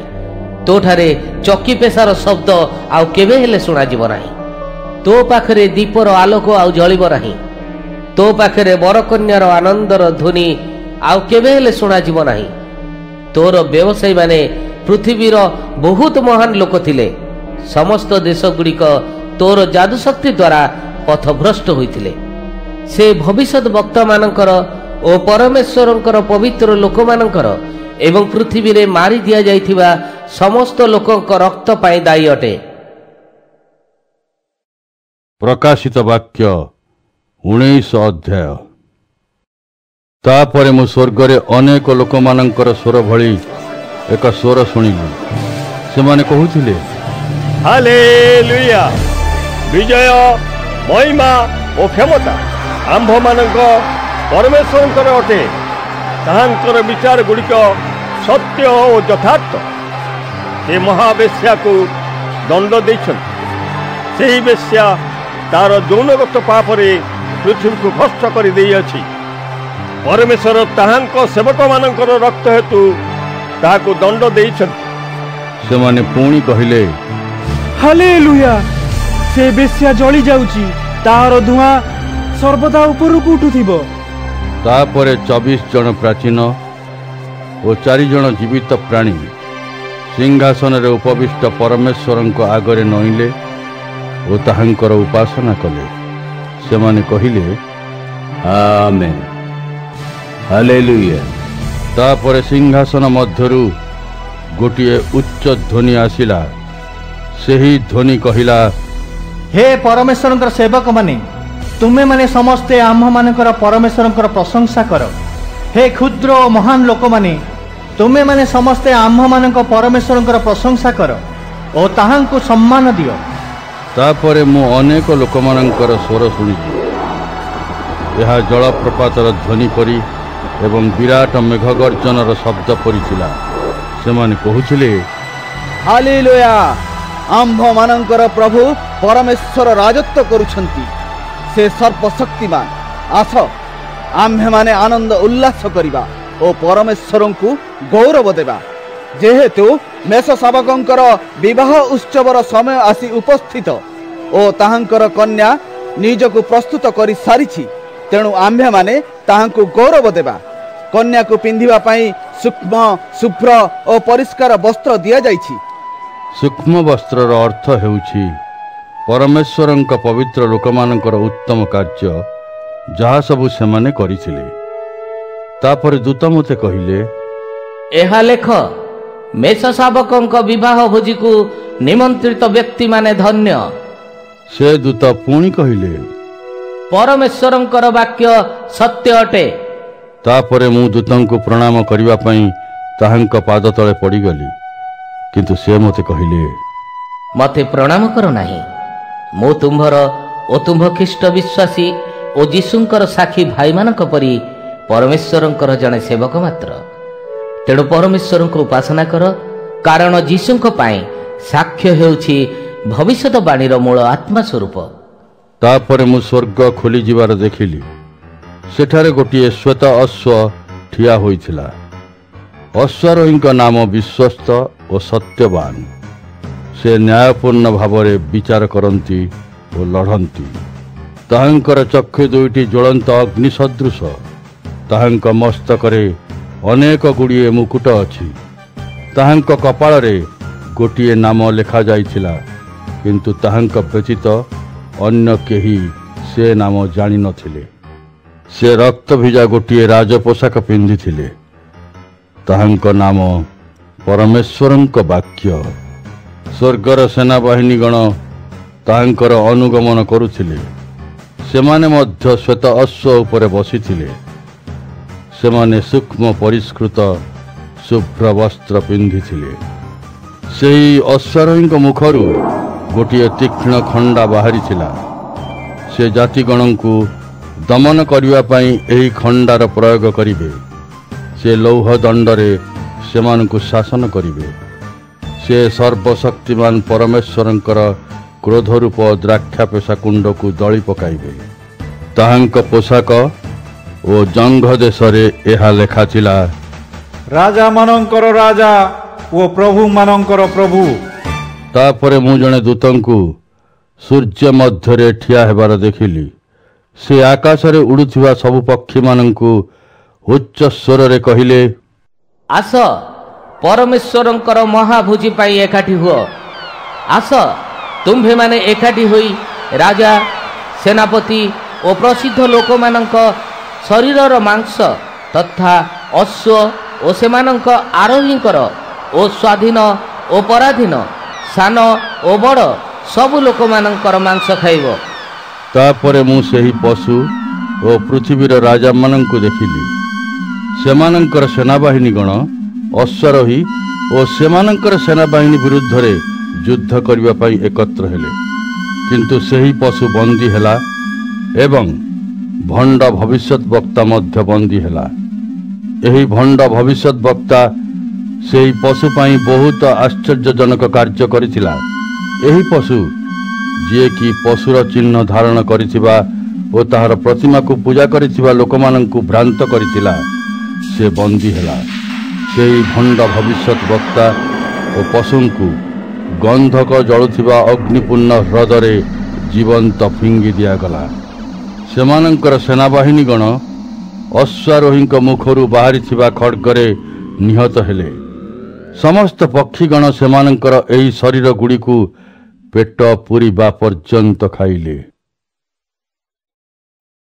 ପ୍ରକାଶିତ ବାକ୍ୟ 20 ଅଧ୍ୟାୟ। ତାପରେ ମୁଁ ସ୍ୱର୍ଗରୁ ଜଣେ ସ୍ୱର୍ଗଦୂତଙ୍କୁ ଓହ୍ଲାଇବାର ଦେଖିଲି। ତାହାଙ୍କ ପାଖରେ ପାତାଳର ଅତଳ ଗହ୍ୱରର ଚାବି ଥିଲା। ତାହାଙ୍କ ହାତରେ ଗୋଟିଏ ବଡ଼ ଶିକୁଳି ଥିଲା। ସ୍ୱର୍ଗଦୂତ ସେହି ବିଶାଳକାୟ ପୁରୁଣା ସାପକୁ ଧରି ପକାଇଲେ। ସେହି ସାପ ହେଉଛି ଶୟତାନ। ଦୂତ ତାହାକୁ 1000 ବର୍ଷ ପର୍ଯ୍ୟନ୍ତ ଶିକୁଳିରେ ବାନ୍ଧିଦେଲେ। ସେ ତାହାକୁ ଗଭୀରତମ ଗହ୍ୱରରେ ଫୋପାଡ଼ି ଦେଲେ ଓ ତାହାକୁ ବନ୍ଦ କରିଦେଲେ। ଦୂତ ସେହି ଗହ୍ୱରକୁ ବନ୍ଦ କରି ମୁଦ୍ରା ବସାଇଲେ, ଯେପରି ସେ 1000 ବର୍ଷ ପୂର୍ଣ୍ଣ ହେବା ପର୍ଯ୍ୟନ୍ତ ଲୋକମାନଙ୍କୁ ଭ୍ରାନ୍ତ କରିପାରିବ ନାହିଁ। 1000 ବର୍ଷ ପରେ ତାହାକୁ ଖୁବ୍ ଅଳ୍ପ ସମୟ ପାଇଁ ମୁକ୍ତ କରାଯିବ। ତାପରେ ମୁଁ କେତୋଟି ସିଂହାସନ ଓ ତା ଉପରେ ଲୋକମାନଙ୍କୁ ବସିଥିବାର ଦେଖିଲି। ସେହି ଲୋକମାନଙ୍କୁ ବିଚାର କରିବାର ଶକ୍ତି ଦିଆଯାଇଥିଲା। ଯୀଶୁଙ୍କ ପାଇଁ ସାକ୍ଷୀ ହେବା ଓ ପରମେଶ୍ୱରଙ୍କର ବାକ୍ୟ ପ୍ରଚାର କରିବା ହେତୁ ଯେଉଁମାନଙ୍କୁ ମାରି ଦିଆଯାଇଥିଲା, ମୁଁ ସେହି ଲୋକମାନଙ୍କର ଆତ୍ମାକୁ ଦେଖିଲି। ସେହି ଲୋକମାନେ ପଶୁକୁ କିମ୍ବା ତାହାର ପ୍ରତିମାକୁ ପୂଜା କରି ନଥିଲେ। ସେମାନେ ତାହାଙ୍କ କପାଳରେ ବା ହାତରେ ସେହି ପଶୁର ଚିହ୍ନ ଧାରଣ କରି ନଥିଲେ। ସେମାନେ ପୁନର୍ବାର ଜୀବିତ ହେଲେ ଓ ଖ୍ରୀଷ୍ଟଙ୍କ ସହିତ 1000 ବର୍ଷ ପର୍ଯ୍ୟନ୍ତ ଶାସନ କଲେ। ଅବଶିଷ୍ଟ ମୃତ ଲୋକମାନେ 1000 ବର୍ଷ ପୂର୍ଣ୍ଣ ନ ହେବା ପର୍ଯ୍ୟନ୍ତ ବଞ୍ଚି ଉଠିଲେ ନାହିଁ। ଏହା ହିଁ ପ୍ରଥମ ପୁନରୁତ୍ଥାନ। ଏହି ପ୍ରଥମ ପୁନରୁତ୍ଥାନରେ ଯେଉଁମାନେ ଅଂଶୀ ହୁଅନ୍ତି, ସେମାନେ ଧନ୍ୟ ଓ ପବିତ୍ର। ଏମାନଙ୍କ ଉପରେ ଦ୍ୱିତୀୟ ମୃତ୍ୟୁର କୌଣସି କ୍ଷମତା ନାହିଁ। ସେହି ଲୋକମାନେ ପରମେଶ୍ୱରଙ୍କର ଓ ଖ୍ରୀଷ୍ଟଙ୍କର ଯାଜକ ହେବେ। ସେମାନେ ତାହାଙ୍କ ସହିତ 1000 ବର୍ଷ ପର୍ଯ୍ୟନ୍ତ ଶାସନ କରିବେ। 1000 ବର୍ଷ ଶେଷ ହେବା ପରେ ଶୟତାନକୁ ତାର ଗଭୀରତମ ଗହ୍ୱରର ବନ୍ଦୀଶାଳାରୁ ମୁକ୍ତି ମିଳିବ। ସେ ପୃଥିବୀର ଚାରିକୋଣକୁ ଯାଇ ସବୁ ଦେଶମାନଙ୍କୁ ଭ୍ରାନ୍ତ କରିବ ଓ ସେହି ସମୁଦ୍ରର ବାଲି ପରି ଅସଂଖ୍ୟ ଗୋଗ ଓ ମାଗଙ୍କୁ ଏକତ୍ର କରି ଯୁଦ୍ଧ କରିବାକୁ ବାହାରିବ। ଶୟତାନର ସେନାବାହିନୀ ପୃଥିବୀର ପ୍ରତ୍ୟେକ ସ୍ଥାନକୁ ଯାଇ ପରମେଶ୍ୱରଙ୍କର ଲୋକମାନଙ୍କ ଶିବିରଗୁଡ଼ିକୁ ଓ ପରମେଶ୍ୱରଙ୍କ ପ୍ରିୟ ନଗରକୁ ଘେରିଗଲେ। କିନ୍ତୁ ସ୍ୱର୍ଗରୁ ଅଗ୍ନି ଆସିଲା ଓ ତାର ସେନାବାହିନୀକୁ ବିନାଶ କରିଦେଲା। ସେତେବେଳେ ଶୟତାନ, ସେହି ପଶୁ ଓ ମିଥ୍ୟାବାଦୀ ଭବିଷ୍ୟତ ବକ୍ତା ସହିତ ଗନ୍ଧକରେ ପ୍ରଜ୍ୱଳିତ ଅଗ୍ନିମୟ ହ୍ରଦ ମଧ୍ୟକୁ ନିକ୍ଷେପ କରାଗଲେ। ସେମାନେ ସେଠାରେ ଦିନ ରାତି ସଦା ସର୍ବଦା ପାଇଁ ଯନ୍ତ୍ରଣା ପାଇବେ। ତାପରେ ମୁଁ ଗୋଟିଏ ବିରାଟ ଶୁଭ୍ର ସିଂହାସନ ଦେଖିଲି। ମୁଁ ଜଣେ ବ୍ୟକ୍ତିଙ୍କୁ ସେହି ସିଂହାସନରେ ବସିଥିବାର ଦେଖିଲି। ଆକାଶ ଓ ପୃଥିବୀ ତାହାଙ୍କ ପାଖରୁ ଦୌଡ଼ି ଚାଲିଗଲେ ଓ ଉଭେଇ ଗଲେ। ମୁଁ ବଡ଼ଠାରୁ ସାନ ପର୍ଯ୍ୟନ୍ତ ମୃତ ବ୍ୟକ୍ତିଙ୍କୁ ସିଂହାସନ ସାମ୍ନାରେ ଠିଆ ହେବାର ଦେଖିଲି। ଜୀବନ ପୁସ୍ତକ ଖୋଲା ଥିଲା। ସେଠାରେ ଅନ୍ୟ ପୁସ୍ତକ ଗୁଡ଼ିକ ମଧ୍ୟ ଖୋଲା ଥିଲା। ମୃତ ଲୋକମାନଙ୍କର ନିଜ ନିଜ କର୍ମ ଅନୁସାରେ ବିଚାର ହେଲା। ସେହି ପୁସ୍ତକ ଗୁଡ଼ିକରେ ଏସବୁ ବିଷୟ ଲେଖାଯାଇଥିଲା। ସମୁଦ୍ର ଭିତରେ ଯେଉଁ ମୃତ ଲୋକମାନେ ଥିଲେ ସେ ସେମାନଙ୍କୁ ଦେଇଦେଲା। ମୃତ୍ୟୁ ଓ ପାତାଳ ନିଜ ପାଖରେ ଥିବା ମୃତ ଲୋକମାନଙ୍କୁ ଦେଇଦେଲା। ପ୍ରତ୍ୟେକ ଲୋକକୁ ତାର କର୍ମଗୁଡ଼ିକ ଅନୁସାରେ ବିଚାର କରାଗଲା। ତାପରେ ମୃତ୍ୟୁ ଓ ପାତାଳକୁ ଅଗ୍ନିମୟ ହ୍ରଦକୁ ନିକ୍ଷେପ କରାଗଲା। ଏହି ଅଗ୍ନିମୟ ହ୍ରଦ ଦ୍ୱିତୀୟ ମୃତ୍ୟୁ ଅଟେ। ଯେଉଁ ଲୋକର ନାମ ଜୀବନ ପୁସ୍ତକରେ ଲେଖା ହୋଇଥିବାର ଦେଖାଗଲା ନାହିଁ ତାହାକୁ ମଧ୍ୟ ଅଗ୍ନିମୟ ହ୍ରଦରେ ନିକ୍ଷେପ କରାଗଲା। ପ୍ରକାଶିତ ବାକ୍ୟ 21 ଅଧ୍ୟାୟ। ଏହାପରେ ମୁଁ ଗୋଟିଏ ନୂତନ ସ୍ୱର୍ଗ ଓ ନୂତନ ପୃଥିବୀ ଦେଖିଲି। ପ୍ରଥମ ସ୍ୱର୍ଗ ଓ ପ୍ରଥମ ପୃଥିବୀ ଅଦୃଶ୍ୟ ହୋଇଯାଇଥିଲା। ସେଠାରେ ଆଉ ସମୁଦ୍ର ନଥିଲା। ତାପରେ ମୁଁ ପରମେଶ୍ୱରଙ୍କ ଠାରୁ ସ୍ୱର୍ଗରୁ ପବିତ୍ର ନଗରୀ ତଳକୁ ଆସିବାର ଦେଖିଲି। ଏହି ପବିତ୍ର ନଗରୀ ନୂତନ ଜେରୁସାଲେମ ଅଟେ। ବର ପାଇଁ କନ୍ୟା ଯେପରି ସୁସଜ୍ଜିତା ହୋଇଥାଏ ଠିକ୍ ସେହିପରି ଏହା ପ୍ରସ୍ତୁତ ଥିଲା। ମୁଁ ସିଂହାସନରୁ ଏକ ଉଚ୍ଚ ସ୍ୱର ଶୁଣିଲି। ସେହି ସ୍ୱର କହିଲା, ବର୍ତ୍ତମାନ ପରମେଶ୍ୱରଙ୍କର ବାସସ୍ଥାନ ଲୋକମାନଙ୍କ ପାଖରେ ଅଛି। ସେ ସେମାନଙ୍କ ସହିତ ରହିବେ। ସେମାନେ ତାହାଙ୍କର ଲୋକ ହେବେ। ପରମେଶ୍ୱର ନିଜେ ସେମାନଙ୍କ ସହିତ ରହିବେ ଓ ସେମାନଙ୍କର ପରମେଶ୍ୱର ହେବେ। ପରମେଶ୍ୱର ସେମାନଙ୍କ ଆଖିରୁ ସମସ୍ତ ଲୁହ ପୋଛିଦେବେ। ଆଉ ଅଧିକ ମୃତ୍ୟୁ, ବିଷାଦ, କ୍ରନ୍ଦନ ବା କଷ୍ଟ ରହିବ ନାହିଁ। ସବୁ ପୁରାତନ ବିଷୟ ଲୋପ ପାଇଛି। ସିଂହାସନ ଉପରେ ଯିଏ ବସିଥିଲେ ସେ କହିଲେ, ମୁଁ ସମସ୍ତ ବିଷୟ ନୂତନ କରୁଅଛି। ତାପରେ ସେ କହିଲେ, ଏହା ଲେଖି ରଖ, କାରଣ ଏହି କଥା ସବୁ ବିଶ୍ୱାସଯୋଗ୍ୟ ଓ ସତ୍ୟ। ସିଂହାସନରେ ବସିଥିବା ବ୍ୟକ୍ତି ମୋତେ କହିଲେ, ଏହା ସମାପ୍ତ ହୋଇଯାଇଛି। ମୁଁ ହେଉଛି ପ୍ରଥମ ଓ ଶେଷ। ମୁଁ ତୃଷାର୍ତ୍ତ ଲୋକକୁ ବିନା ମୂଲ୍ୟରେ ଜୀବନ୍ତ ଜଳ ନିର୍ଝରରୁ ପାନ କରିବାକୁ ଦେବି। ଯେ ବିଜୟୀ ହେବ ସେ ଏହି ସବୁ ପାଇବ। ମୁଁ ତାହାର ପରମେଶ୍ୱର ହେବି ଓ ସେ ମୋର ପୁତ୍ର ହେବ।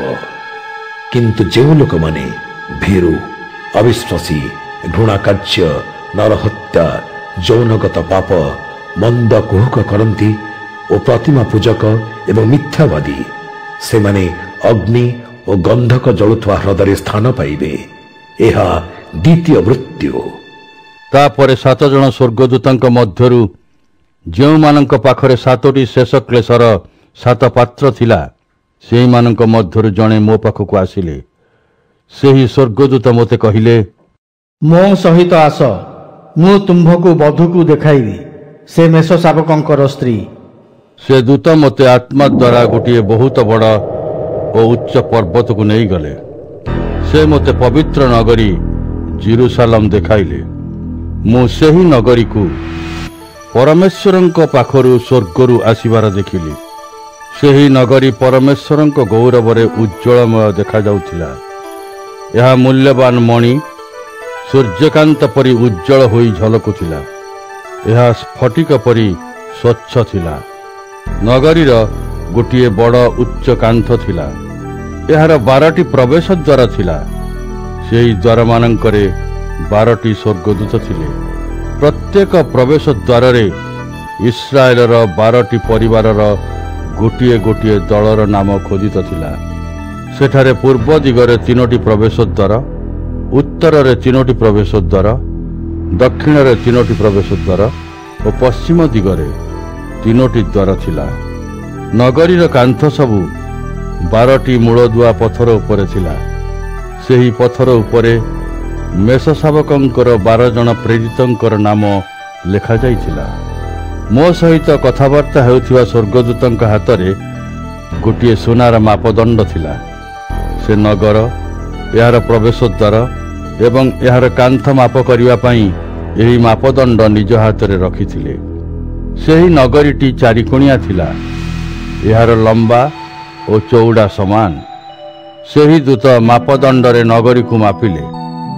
ନଗରୀର ଲମ୍ବା 12,000 ଷ୍ଟାଡିଆ, ଚଉଡ଼ା 12,000 ଷ୍ଟାଡିଆ ଓ ଉଚ୍ଚତା ମଧ୍ୟ 12,000 ଷ୍ଟାଡିଆ ଥିଲା।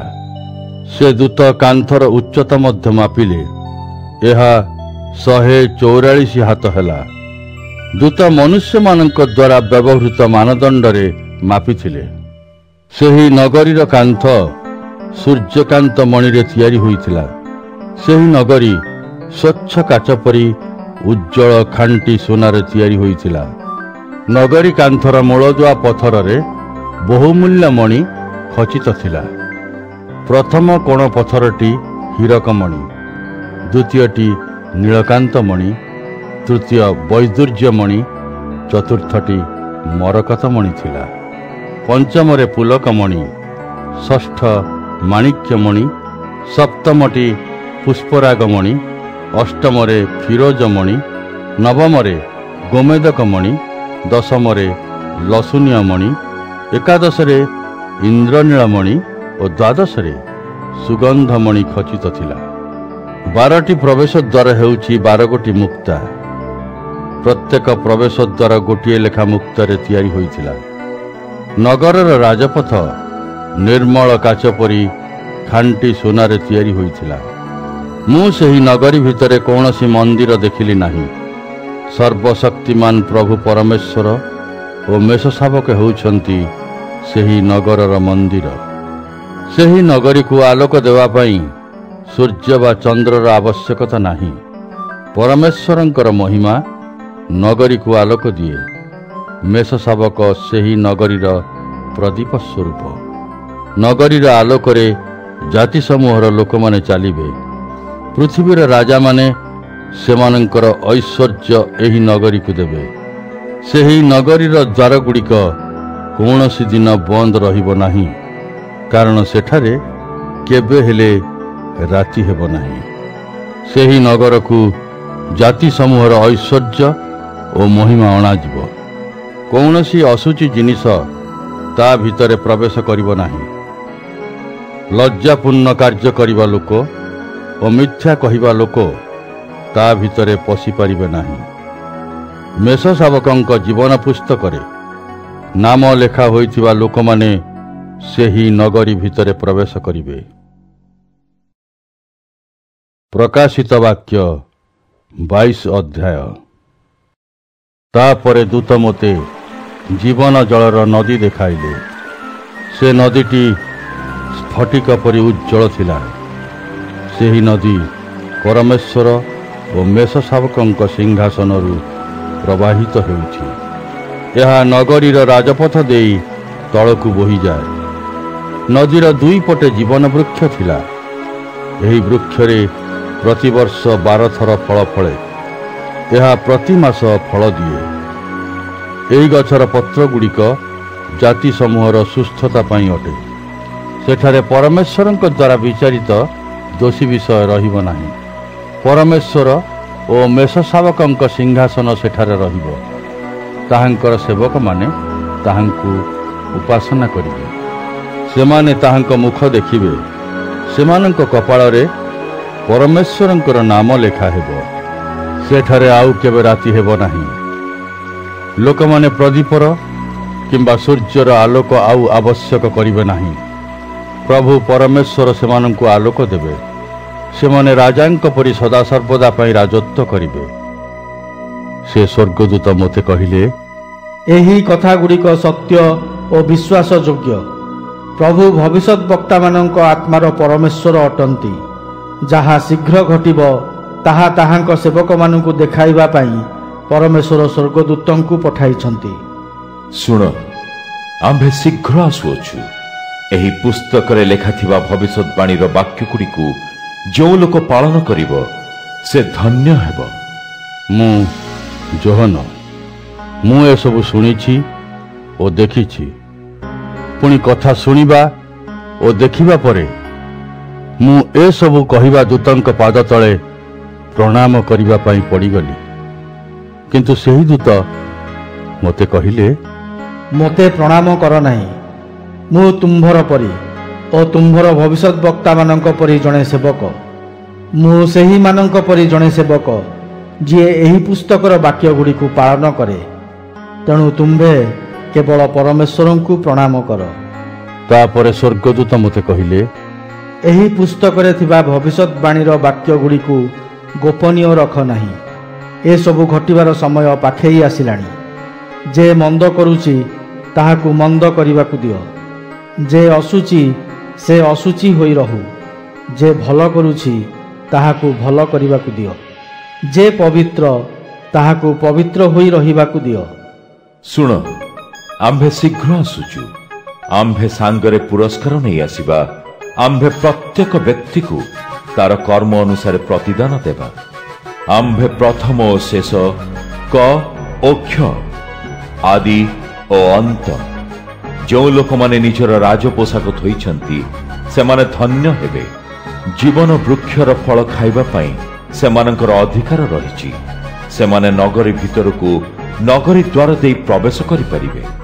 କିନ୍ତୁ କୁକୁରମାନେ, ମନ୍ଦ କୁହୁକ କରୁଥିବା ଲୋକମାନେ, ଯେଉଁମାନେ ଯୌନଗତ ପାପ କରନ୍ତି, ନରହନ୍ତାମାନେ, ପ୍ରତିମା ପୂଜକଗଣ, ମିଥ୍ୟା ପ୍ରିୟ ଓ ମିଥ୍ୟାବାଦୀମାନେ ନଗରର ବାହାରେ ରହିବେ। ଆମ୍ଭେ ନିଜେ ଯୀଶୁ, ମୁଁ ମଣ୍ଡଳୀଗୁଡ଼ିକୁ ଏହି ସମସ୍ତ କହିବା ପାଇଁ ମୋର ଦୂତଙ୍କୁ ତୁମ୍ଭ ପାଖକୁ ପଠାଇଛି। ଆମ୍ଭେ ଦାଉଦଙ୍କ ପରିବାରର ବଂଶଜାତ। ଆମ୍ଭେ ଉଜ୍ଜଳ ପ୍ରଭାତୀ ତାରା। ଆତ୍ମା ଓ କନ୍ୟା କହନ୍ତି, ଆସ। ଏସବୁ ଶୁଣୁଥିବା ପ୍ରତ୍ୟେକ ଲୋକ ମଧ୍ୟ କହୁ, ଆସ। ଯେ ତୃଷାର୍ଥ ସେ ଆସୁ। ଯେ ଇଚ୍ଛା କରେ ସେ ବିନା ମୂଲ୍ୟରେ ଜୀବନର ଜଳପାନ କରିପାରେ।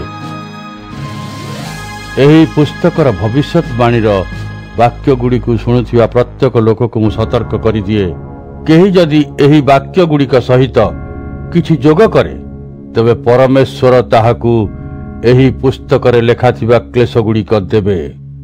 ଯଦି କୌଣସି ବ୍ୟକ୍ତି ଏହି ପୁସ୍ତକରେ ଲିଖିତ ଭବିଷ୍ୟତବାଣୀର ବାକ୍ୟଗୁଡ଼ିକରୁ କିଛି କାଢ଼ିଦିଏ ତେବେ ପରମେଶ୍ୱର ଏହି ପୁସ୍ତକରେ ଲିଖିତ ଜୀବନ ବୃକ୍ଷ ଓ ପବିତ୍ର ନଗରୀରୁ ତାହାର ଅଧିକାର କାଢ଼ି ନେବେ।